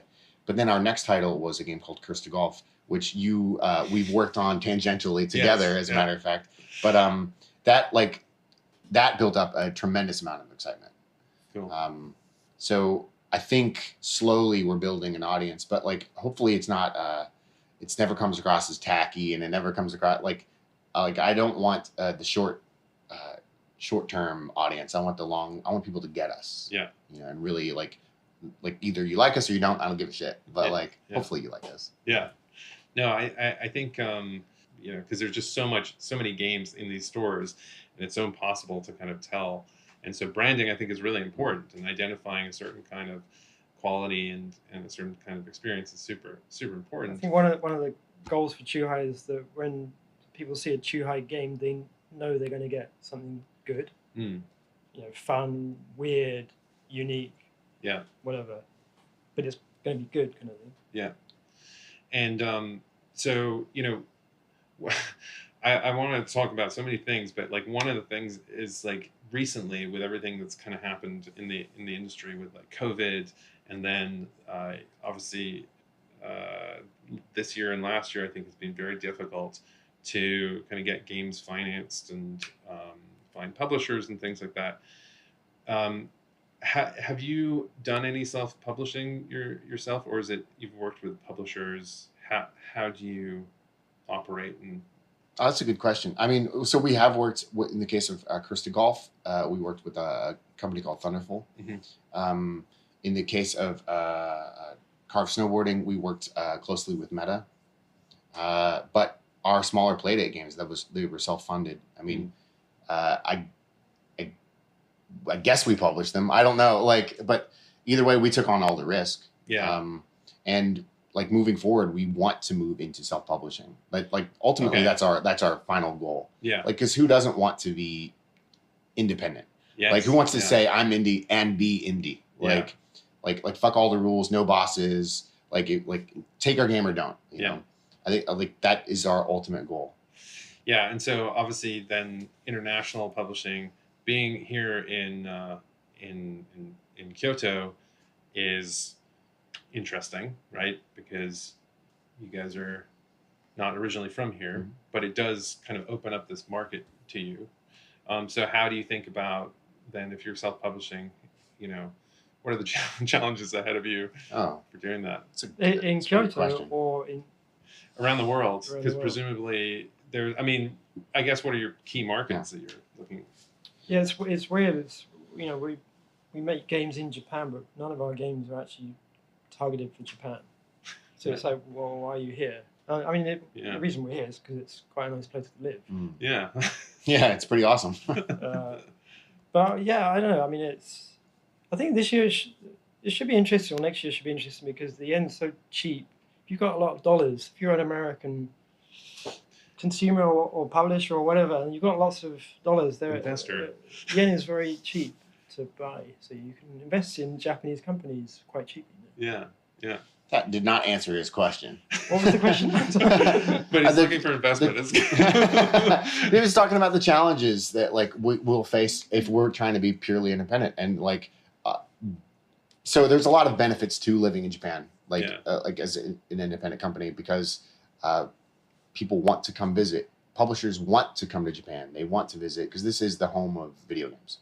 But the counter argument to that would be, if we were in San Francisco, we could be at a lot more trade shows, or we could knock on more doors.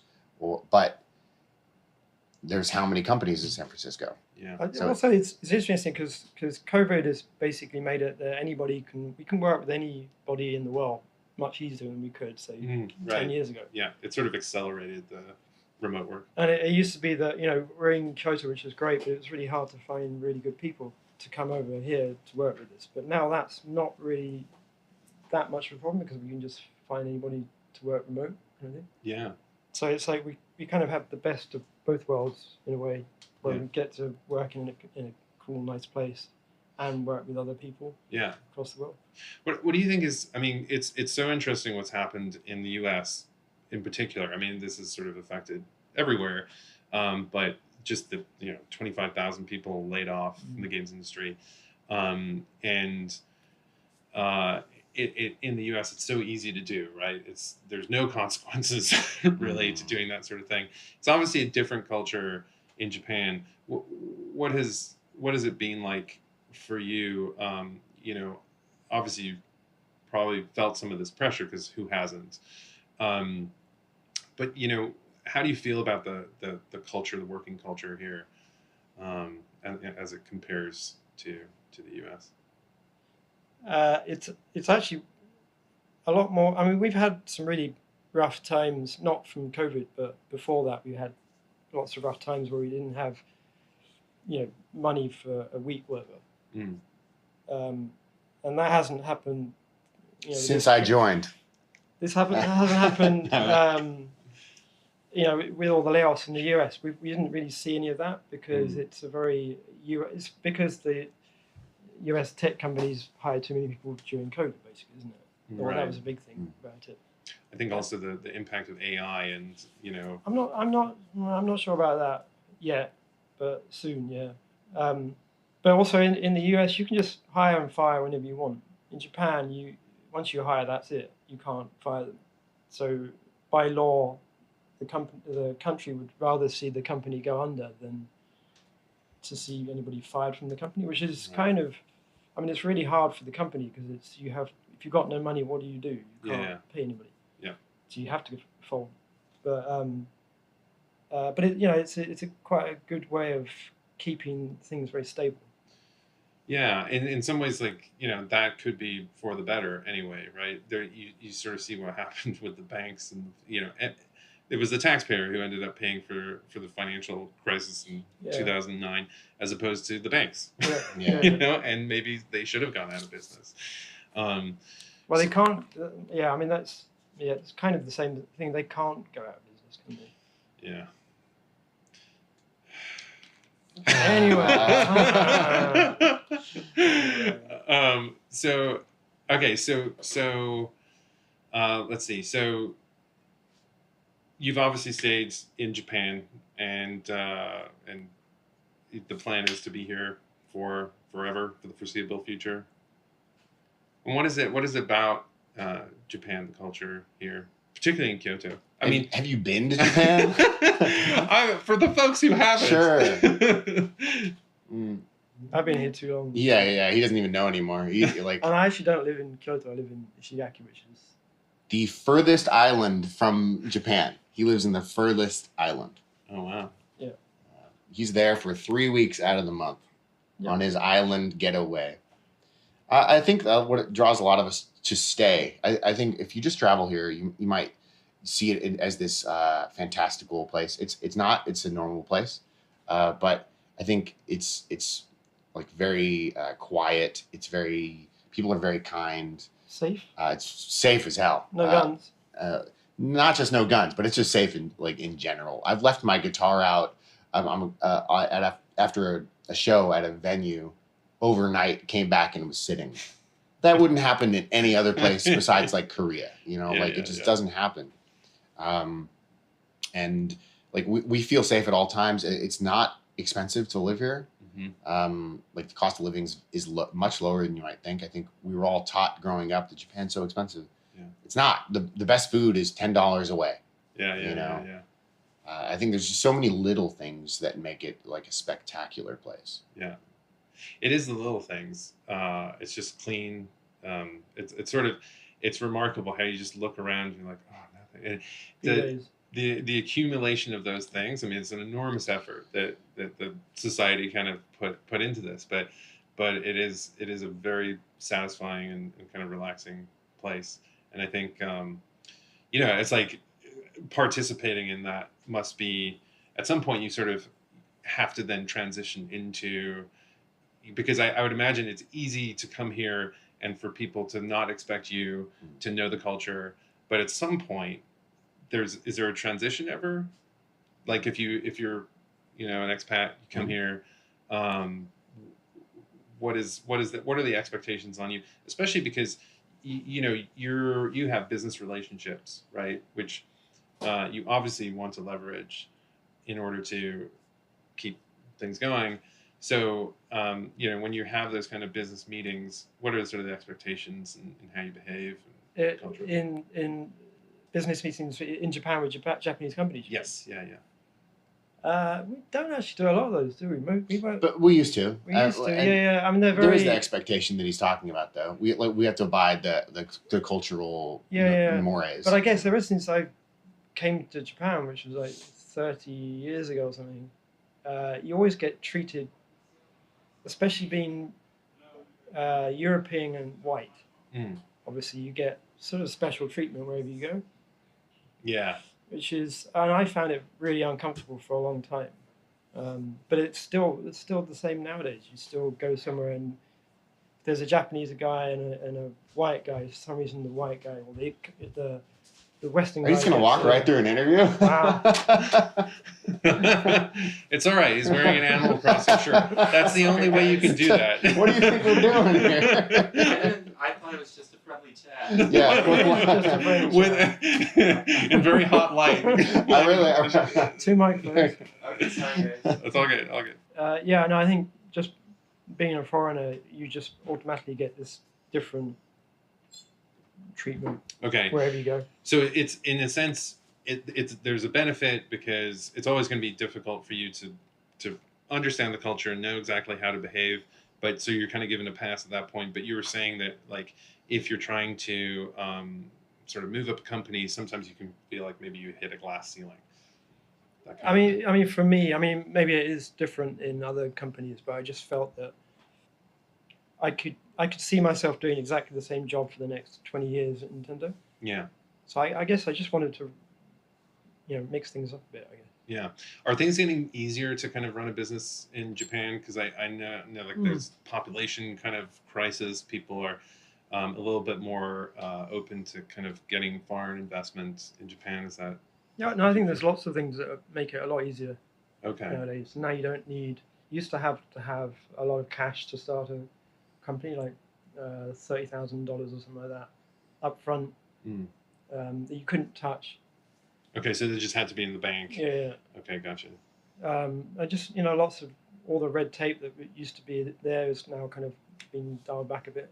Okay. So it's actually quite easy to make a company. Okay.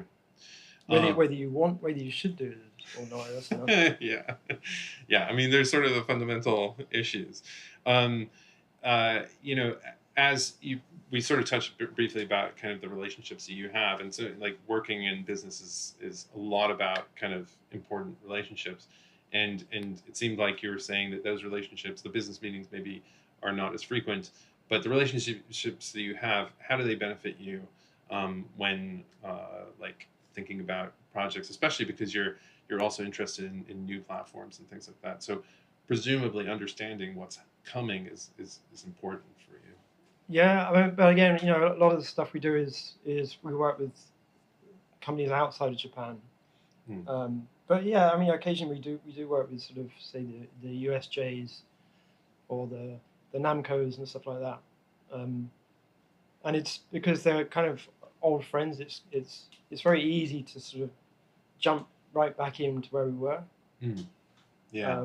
It was very easy with Namco when we were working on their VR stuff to just sort of we kind of had this kind of mutual kind of expectation of what was going to happen, what wasn't going to happen. So it's quite. I think it's always or working with Nintendo. It's always good to know what you're going to get rather than sort of jumping in the deep end. Yeah. As you sort of think about the future and based on the 5 projects, 5 was it? 5, right? Yeah. What have you kind of learned in the process? Because obviously going from a business to business to direct to consumer, like so what are kind of like some of the key kind of goals or strategies that you are? If it's not fun in the first 3 days, throw it away. Oh, really? Get it out. So that sort of quick turnover. That's a hard lesson to learn, but we've been learning it. Yeah. And it's always got to come back to, is it fun or not? That's got to be the one truth of making a game. Is it fun or not? Yeah. And so you can tell pretty much instantly, right? It's not worth grinding on the idea to. I think sometimes there is an idea there, and it's very hard to pull it out. But sometimes if it goes on for too long, you just have to kill it. Yeah, because I was just talking to Daniel, the creator of Storyteller. He was saying that it was 15 years that he was working on that idea. And so he'd done other things in the process, but sometimes an idea kind of needs time to kind of bake. So, how do you sort of balance that? Is it like, okay, try a prototype and then just stop working on it until you have another idea? Yeah, it's not like we have infinite money, like, say, Nintendo, whatever. So they can't, if they know there's an idea there, they can just keep putting money into it until it comes out. Yeah. We don't have that luxury, so it's a kind of balance, isn't it? How much can we put into this to try and get it fun, or do we just scrap it all together? Or there's always a balance between money and time, I guess, isn't it? Yeah. And so you've got 15 people on the team. And so how many projects do you kind of keep going simultaneously? Obviously, what you were saying was try to not have so much undulation, right, in your process. So obviously you want to keep everybody working at the right kind of pace and keep projects on schedule. So how does that kind of 15 work? people, and we have 4 projects. Oh wow. Okay. Yeah. They're all. I mean, we have a larger project where we have we have contract help, a lot of outsourcing, not outsourcing, but like a lot of people that are not part of the core 15. Mm-hmm. But then I think that's 10 people probably internally. But then we've got 4 other projects. Basically, the remaining projects are like one person, kind of figuring it out, like, are these things worth pursuing? I see. Yeah. Okay. So, and are they sort of different stages of development to kind of stagger? They're different stages of early development, you know, and then we have a main project that's going to be announced soon. Okay. That's exciting. Yeah. So is the idea to kind of have one big project in production at a time and then kind of have other things on the back burner so you can kind of transfer over? Yeah, I think our ultimate goal is to have always have a larger project, not huge, but a larger project, and then simultaneously have a much smaller, like a bite-sized project, and then shift as soon as the bite-sized project finishes. Hopefully that the larger project is wrapping, and then basically go from larger project to larger project, but having something smaller in the meantime. Yeah. Cool. So I wanted to just talk a little bit about, Mark, your background, because we talked a little bit about Giles's sort of history. So how before Chuhai, what were you doing, or how did you get into this? Oh, sure. I moved to Japan in 2017. I joined another Kyoto studio called Q Games. Mm-hmm. I was their PR guy at PR and sound designer. Weird mix. Mm-hmm. Because they didn't have a sound designer and they didn't have PR, and I could do both, I guess. And then I became their community manager. And while I was there, I was also kind of learning a little bit about business development. Being at Q was a great place for me to start in the games industry, because it was kind of like I called it the Q University. It was like a video game university over there. So that's where I started. And then I was there for 3 years before I joined here. And before that, I was a barista, butcher, boom operator, actor, a soap opera actor. Yeah, in Korea. All at the same time. Yeah, I mean, yeah, it's all, yeah. I was in a soap opera called Surprise. Check it out. I'm in, I want to say, 25 episodes. Oh, wow. I'm often the murderer. Or the time the time travel. Yeah, and I always had this. One time I was Goebbels, but I had these great sideburns, and like how does that work? But you know, did anybody realize it was the same person every week, or how did they? It doesn't matter. It doesn't matter. Yeah, but yeah, that was at Q was a great start for me, and it was like supernatural way to hop over here. Yeah, and I joined VJ Backroom, now Chuhai, because they were working on a pretty big project and they needed a producer, and he kind of just took the risk with me. I'm terrible at production. I'm miserable at it, but I'm good at other things, it turns out. So like it was a really great pivot for me. Like it was like great opportunity to be able to make a brand. Yeah. Like not many companies let you do that shit. Yeah. That was amazing. My dream, you know. So what does that? I mean, obviously, then you're as you're recruiting, you're picking people that you feel like there's opportunity to work with together, and then sort of figure it out, right? You're not trying to fulfill a role specifically, is it? Yeah, I mean, sometimes we do, but a lot of the time it's just like, well, you're cool. Why don't you come and hang out in the thing and get paid? It's nothing like that. It was so high stress the first couple of months, working with these clients that are like yelling. Yeah. Okay, cool. Well, I guess so. You know, for people who are interested in Chuhai Labs and following the games and checking out the games, where should they go? I'm going to put like a lower third here. Twitter, X, formerly known as twitter.com/Chuhai Labs, or everything /Chuhai Labs, Discord, Instagram, all that kind of stuff. Okay, great. And so you've got a game coming soon. When are we going to hear an announcement, do you think? I think we're going to announce it in September. September. Okay. I'm pretty nervous. All right. That's not a promise. I said I think we're going to. All right. If the opportunity presents itself, hopefully, fingers crossed. Okay, great. Yeah. Well, thank you so much for your time. Thank you for having us. Yeah, I really appreciate it. Hell yeah. Mark. Yeah. Check out Chuhai Labs. Come to BitSummit if you're around. If you're in Kyoto, every Friday we have drinks. Come on over. BYOB though. Don't be a cheapskate. Okay, great. Awesome. Thank you very much. Yeah. I'm here with Liam Edwards. Hey, that's me. From Denki Works. Works. Perhaps you could tell us just a little bit about your company and maybe what you're working on right now. Sure. So we're Denki Works. We're kind of, a new studio here in Kyoto in terms of like all of the studios that have come before us. We've been around just over a year. Actually, BitSummit kind of symbolizes our first anniversary, if you will. It's when we announced the studio, sort of teased this project that we've been working on. We are a bunch of game developers who previously worked together at a studio here in Kyoto, and then some of us also helped make a game called Curse to Golf, which was a game we made a couple of years ago. And we had so much fun, I think, making games together that we decided to make a studio. And yeah, so for about a year now, we've been rambling away in our tiny little development cave, as you've now come to see. Mm-hmm. And we're working on this game about a tanuki, this guy right here.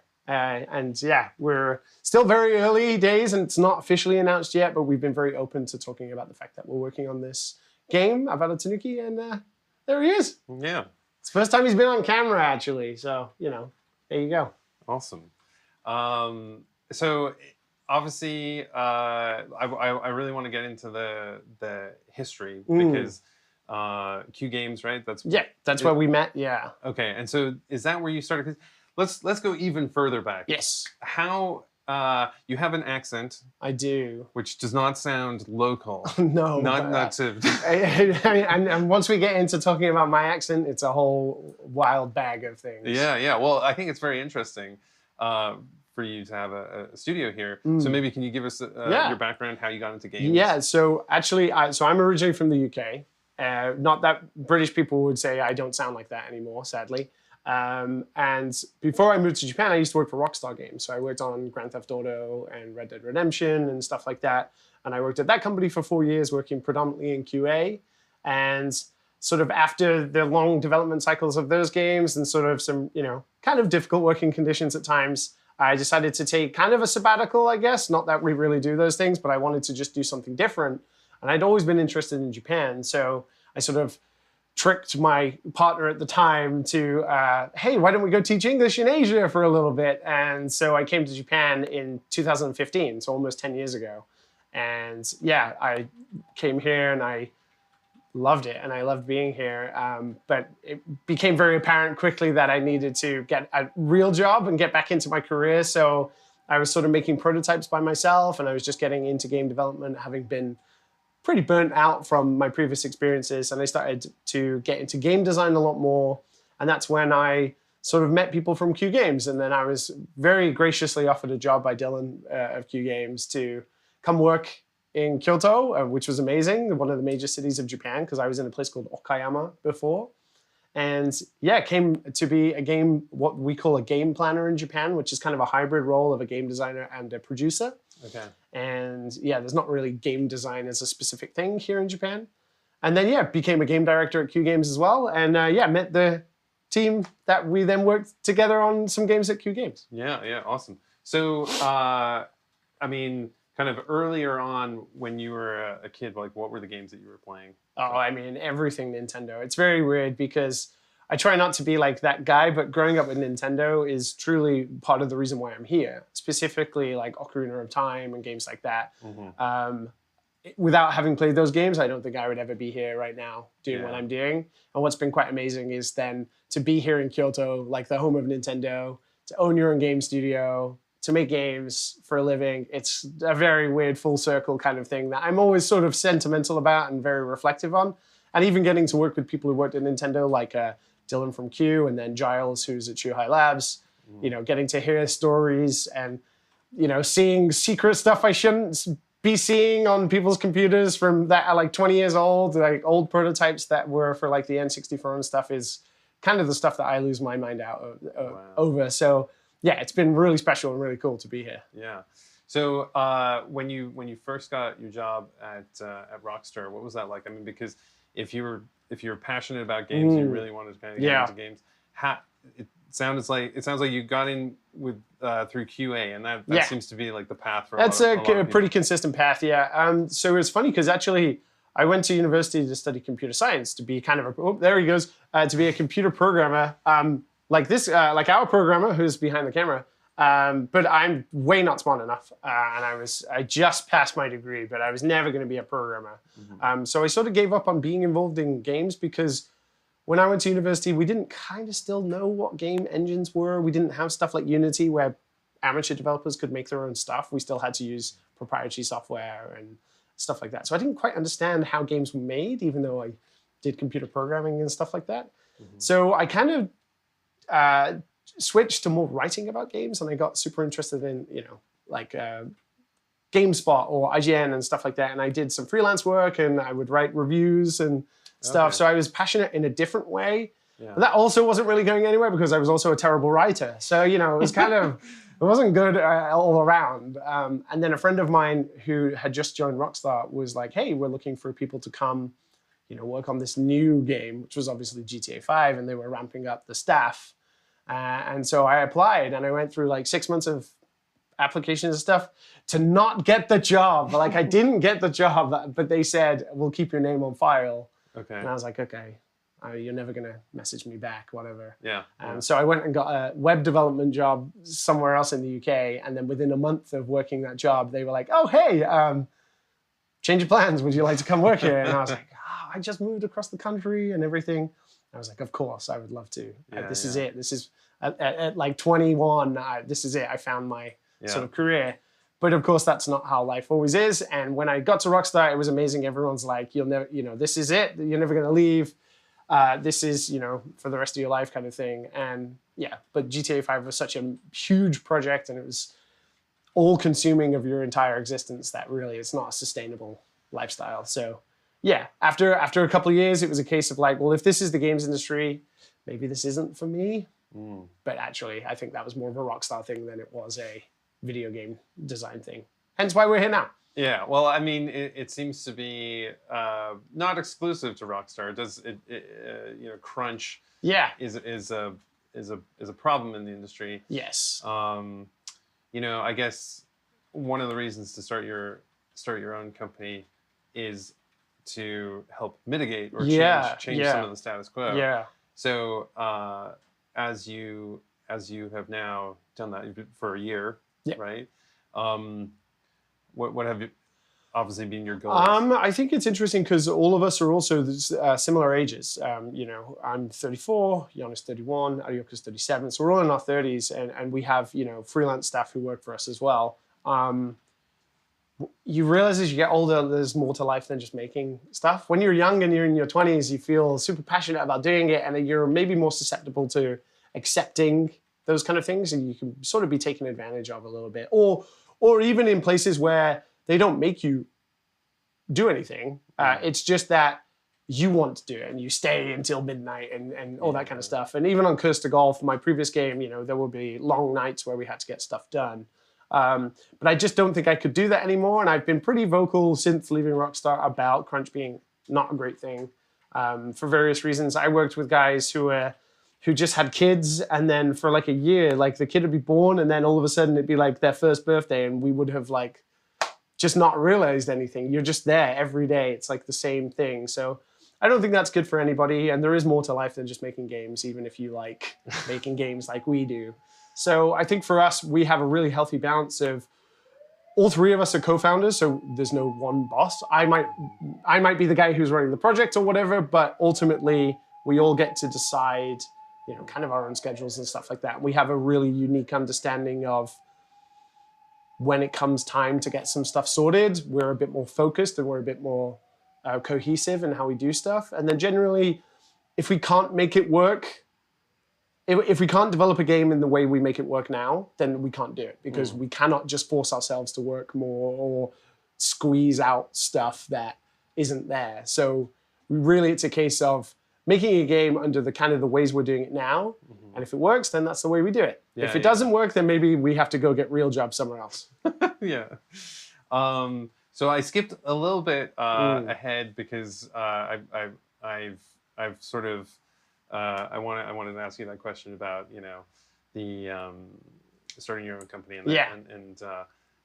because obviously the effects I think of working at Rockstar or working in a high crunch environment can be pretty affecting. Yes. When you came here and you decided I'm gonna try to get back into games, and you ended up with Q, that must have felt like an awesome opportunity, particularly. With your I couldn't believe it. Like I was amazed because I felt like that time had passed almost, and like I went to do something completely different, which was teach English. But that gave me experiences in a different way. Like I had to teach classrooms of children, which is something I never thought I would have to do, which gave me a lot of confidence to talk and to be communicative with people. Yeah. And that led me to ultimately ending up being like a game director or someone who has to communicate daily with everybody and stuff like that. So I don't think if I jumped straight from Rockstar to Q, I would not have ended up the way I am now. And so that would have been bad. So I had to have those life experiences to get to Q. But I did feel like my game career was kind of over, so it was nice. So it is a completely different skill teaching something than actually knowing how to do something. So, getting that experience teaching people. When did you sort of discover what Did you kind of go through this process of actually understanding? Oh, these people are learning now. Interesting. I don't know. It was this weird tandem of like my day job at the time was like teaching. And then I was going home and I was prototyping a lot. So I was finding a love for designing games and, making my own stuff and being proud. And then I would go to events and like talk about them. But I found that now when I went to places to talk about them, I had this ability to be a bit more eloquent and a bit more, I talk a lot. So a bit more like explanatory about what I'm doing. Would you have described yourself as introverted at the time, or were you? Not introverted, but definitely not immediately confident in an ability to just talk like on camera, for example. I think that's kind of a skill that comes over time. And also something I used to do a lot of was podcasting at the time too. When I moved here, I kind of had this idea to create this game podcast, and I did that for a while and it became quite popular. So that sort of allowed me, not visually, but audibly, to be more confident and talking to people anyway. Yeah. And they kind of just all sort of came hand in hand. So when it came time to arriving at Q, I was in this position of like, I have a new renowned love of making games, and also now I'm a bit more of a confident human being. Yeah. So, well, and that's great. And so you moved into a very different role of sort of designing and producing, which is a lot of more responsibility. Did you kind of just go straight into that, or did you somehow? No, I was so nervous because I did just get straight in and I was panicking a bit, and it was a bit like, it definitely was the age-old adage of, just fake it till you make it. And it was a case of like, I know what I'm doing. And I'll go home and be like, man, do I not know what I'm doing? But you sort of, and then you realize you do know what you're doing. And after a period of time, you get even more confidence because you're like, I do know what I'm doing. I do know what I'm talking about. I know what I'm talking about when it comes to this, or you get better at decision making as well. You don't sort of second guess yourself too much. Mm-hmm. But in the beginning, I think anybody would be nervous being thrown into something that is different, especially in a culture where it's kind of, especially with Q Games, which is a bit special because it's kind of mostly Japanese staff and then some half foreigners, maybe a little under half. Okay. So you have this balance of like this multicultural nature, but also very heavily Japanese. And then Japanese culture is not necessarily the most accepting of like individual personalities. Okay. It's quite a collective society. So it was a case of like a balance between respecting the development environment, but also kind of fighting for what you think would be the right thing. Yeah. So you must have, did you know any of that before 2015 when you came here? No idea.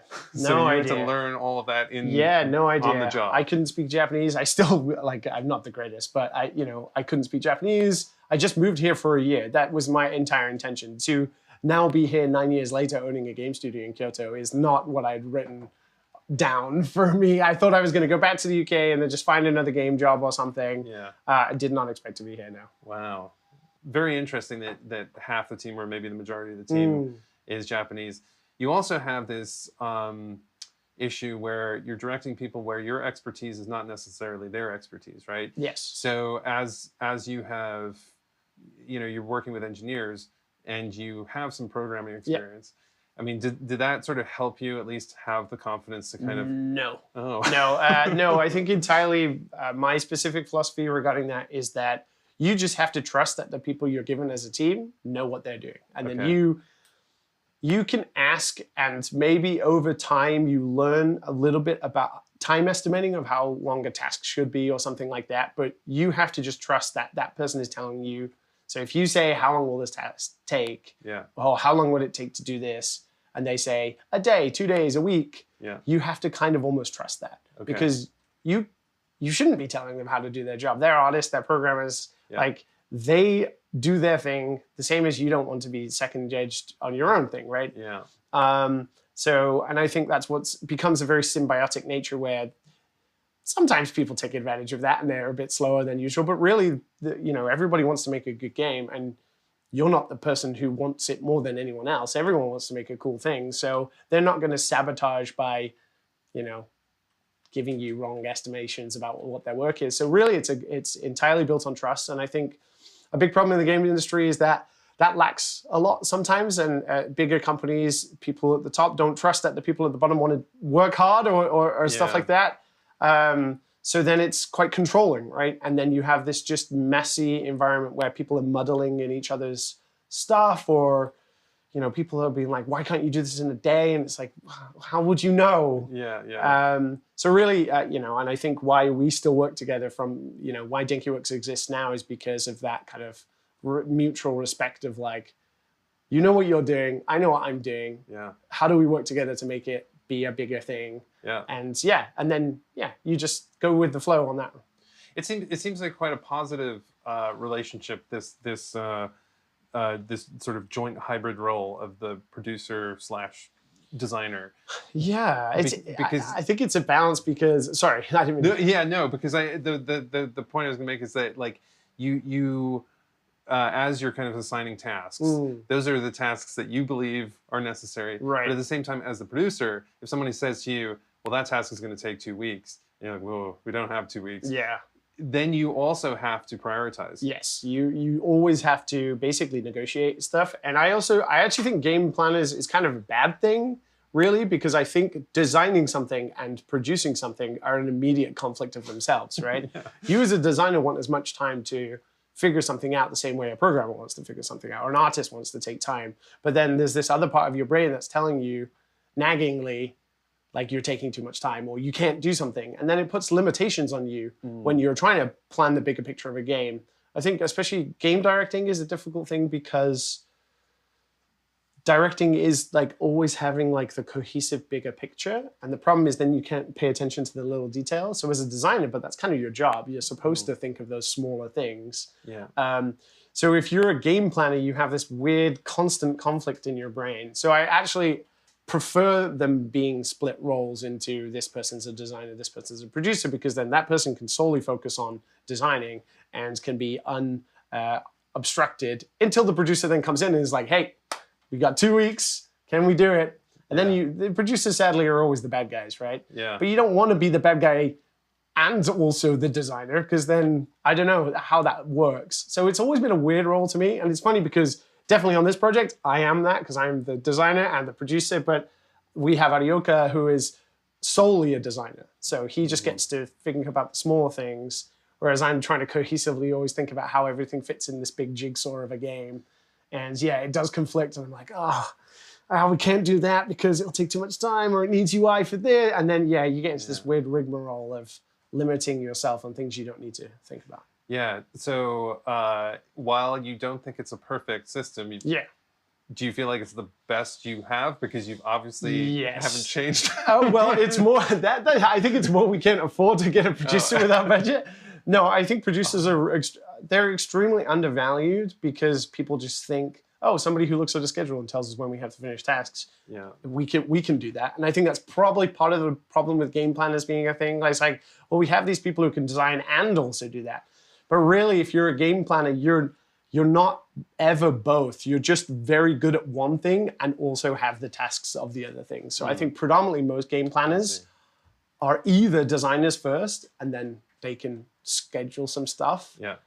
Or they're solely producers and they have no design, je ne sais quoi, if anything. So really, it's kind of an imperfect balance anyway. So yeah, I don't know. I feel like when you're an indie dev with a small team, everyone has to wear multiple hats. You know, Jan is our programmer, but he, sometimes has to model some stuff just for prototyping, or Arioka has to do it, and then he has to write game design documents and then, give tasks to our artists. Everyone has to do something, and mine kind of is more suitable to, making sure the project is running and all that kind of stuff. So you're sort of leaning more into the production role.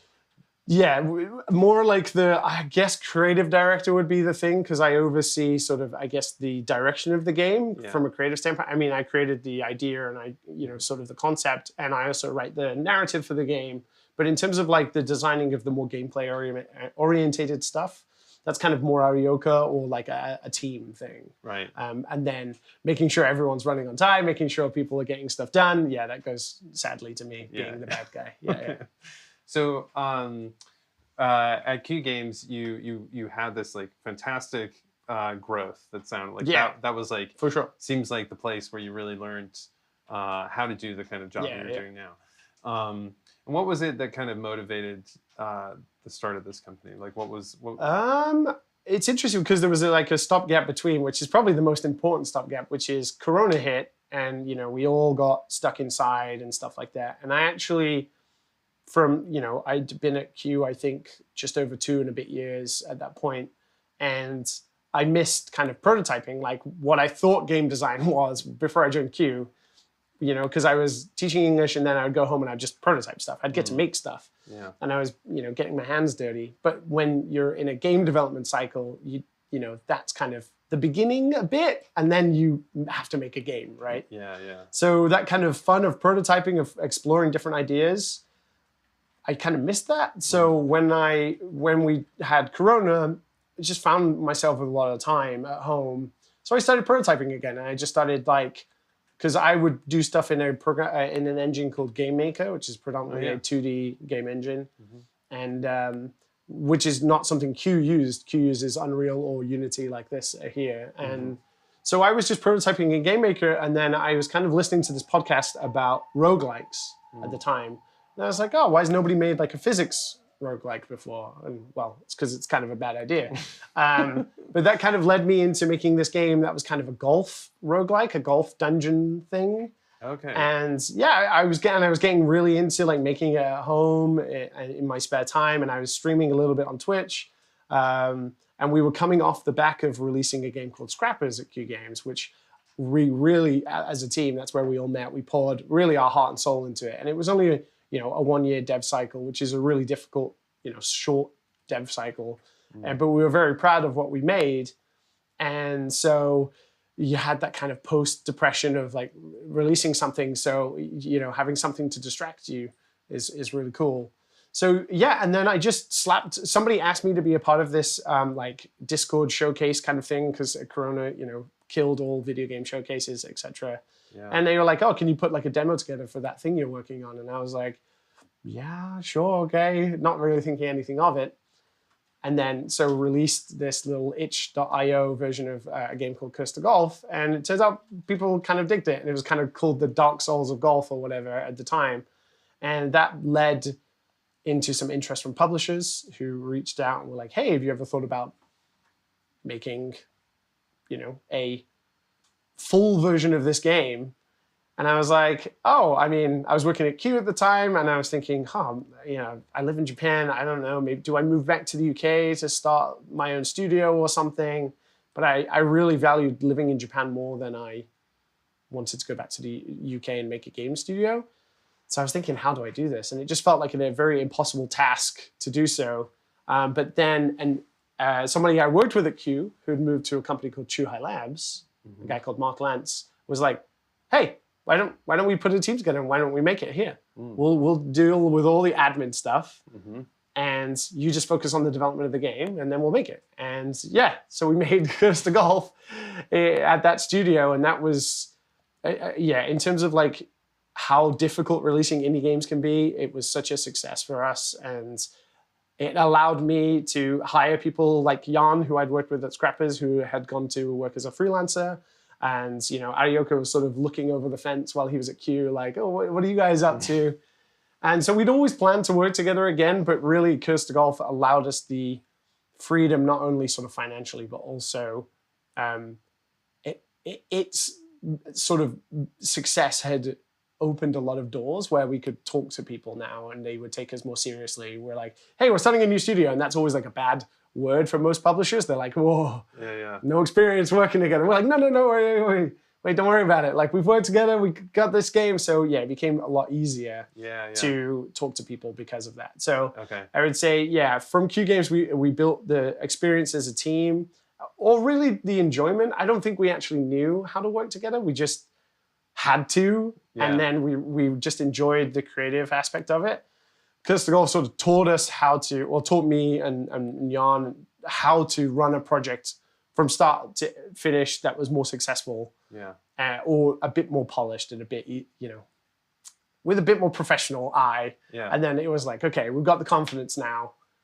Let's give it a try. And if we fail, and if he fails, and at least we tried. At least we tried. Worth a shot. So that transition, were you at Q Games still, or because you were working with Chuhai? No, I was sort of wrapping up, and Q were actually extremely nice to actually give me a promotion to being a creative director of the or an associate creative director at that studio. But I kind of wanted to see if I could do it, and like I wanted to know, have a bit more control under the game projects I was working on, and so sort of transitioned from Q then to work as an employee at Chuhai Labs. And that's where then we built the team specifically to make Curse to Golf. And worked for 3 years at Chuhai making Curse to Golf and all that kind of stuff. And then it came time, we started DenkiWorks, but I switched to being a freelancer on Curse to Golf as to carry on my directorial duties for about a year. And once that sort of came to its natural conclusion, it was a case of like, okay, full steam on the next project. And here we are. Here he is. The relationships I feel like you've built here have probably benefited you, right? Does it feel like a collaborative environment? Like that? Yes. So that the fact that you've worked at these places has not burnt any bridges now that as you start? No, I don't. I would hope not. Anyway, I don't think so. I think everyone approaches things differently. I think people would say, I'm a bit of a force of nature in terms of like just wanting to do stuff. So I will, move around to work on stuff. But in terms of like us as a team, I think one of the greatest things that you can ever have as a director or as a colleague in any way is if people want to work with you again. The success of a game is all relative, right? It doesn't really matter. But if you made a great game, but those people don't want to work with you again, then it's kind of all for nothing because you're never going to be able to replicate that again. But the idea that people do want to work together again shows that you have some sort of like collaborative nature, but also a trust.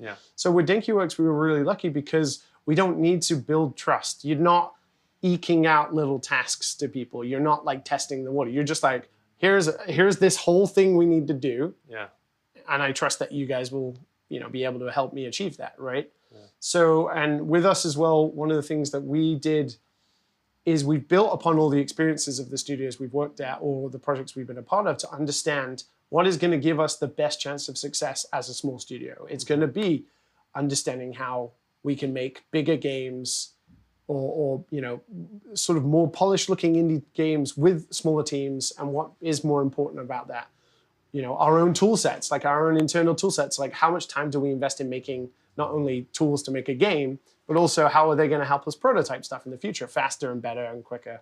So all of those things you would never know unless you'd been through all the prior experiences. So now we kind of have this fortunate existence where the best chance of success, we're kind of giving ourselves that by understanding how to approach these different aspects. And even with Tanuki, it's kind of like, trying to create a game where you're kind of cheating because the character looks like this and he's easy to recognize and people kind of like stickers of him or merchandise of him. And so you're like, okay, what if we can turn it into like an IP? Yeah. Or something that can last more than just a game. It can be 2 games or 2 games and a TV series, or something that is a bit more than just making one singular moment of a thing. How can we build something that allows the studio to stay together, right? Yeah. And to go back to it, I think the fear of if you fail, you fail is also great because we're just like, well, it doesn't really matter, does it? At least we did it. Yeah, yeah.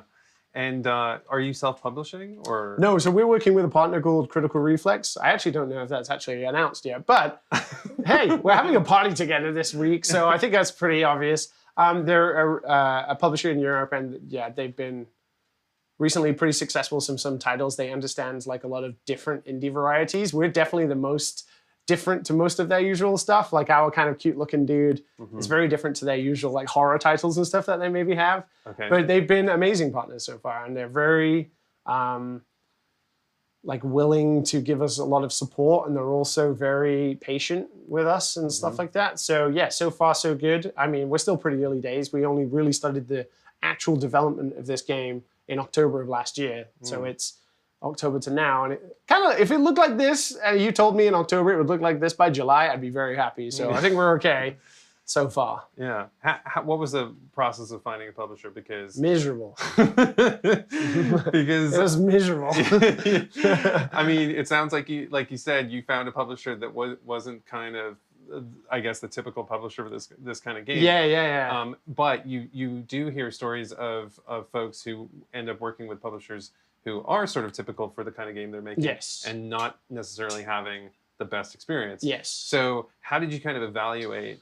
And well, it was kind of I think it's one of those things where we kind of got lucky and we didn't know. We took a bet on something that we didn't know at the time whether or not it would pay off. Last year and this year has been a miserable time for everybody in the games industry. There's just no money anywhere. So finding a publisher and having people who want to invest in a larger than normal indie team and kind of a new studio is really hard. So last year, we took like 300 plus meetings for publishers, and we talked to like 50 different publishers, and you have multiple stages of like, yes, no, yes, no. And yeah, you have a balance of like, just every day was either like a great email or a bad email, and it was very draining, and we had to go through that whole process. But yeah, it became very apparent that there was just no money. But in July of last year at BitSummit is special to us because we're in Kyoto anyway, but it's specifically special to DenkuWorks because that's kind of when we announced the studio, and we use BitSummit as like a ramp to talk about ourselves. And so last year's BitSummit, we announced DenkuWorks, but nobody really gives a shit about a new studio. People care about what is the product you're making, what is the game. So we didn't want to give away too much because, this is all we have. This is our cards to our chest. So we teased the game, and it was the best thing we ever did. We went viral on Twitter. We had like 40,000 retweets from like these Japanese outlets. We went viral in Japan. We were trending in Japan, which is amazing because most of our outlets are going to be Western outlets, but the fact that Japan saw a game that looked like it came from Japan and they were happy of it or proud of it, like, was amazing. So BitSummit last year was like this wildfire of people finding out who we were, finding out about Tanuki, and then everybody at BitSummit was talking about it, and it was like, oh my God, and it just went bang, bang, bang. So we had this thing where we turned up to BitSummit with like no meetings, and then all of a sudden we had like 25 meetings by the end of the week. And one of them just happened to be Daniel from Critical Reflex, who just reached out to us, and he's like, hey, saw the teaser, let's talk. And we had no idea who these guys were. And so we sat down, we still didn't know who they were, but they were like, yeah, we want to offer you something. And then within like a month, they'd given us a really good offer as a publisher, which at that time, we probably would have taken a bad offer. So you, Daniel. We were, it was getting down to the wire. We had given ourselves till September. If we couldn't find a publisher by September, we would have maybe figured something else out, done some contract work or something. But yeah, it came in, and then Tokyo Game Show last year, we signed And we all celebrated, and it was great. And we've been working ever since. So yeah, please don't lose any money. Critical Reflex, keep us going. You guys are awesome. Yeah. That's amazing. For the remainder of that interview and many more like it, subscribe to @WilmerMurmur on YouTube or go to wilmermurmur.com.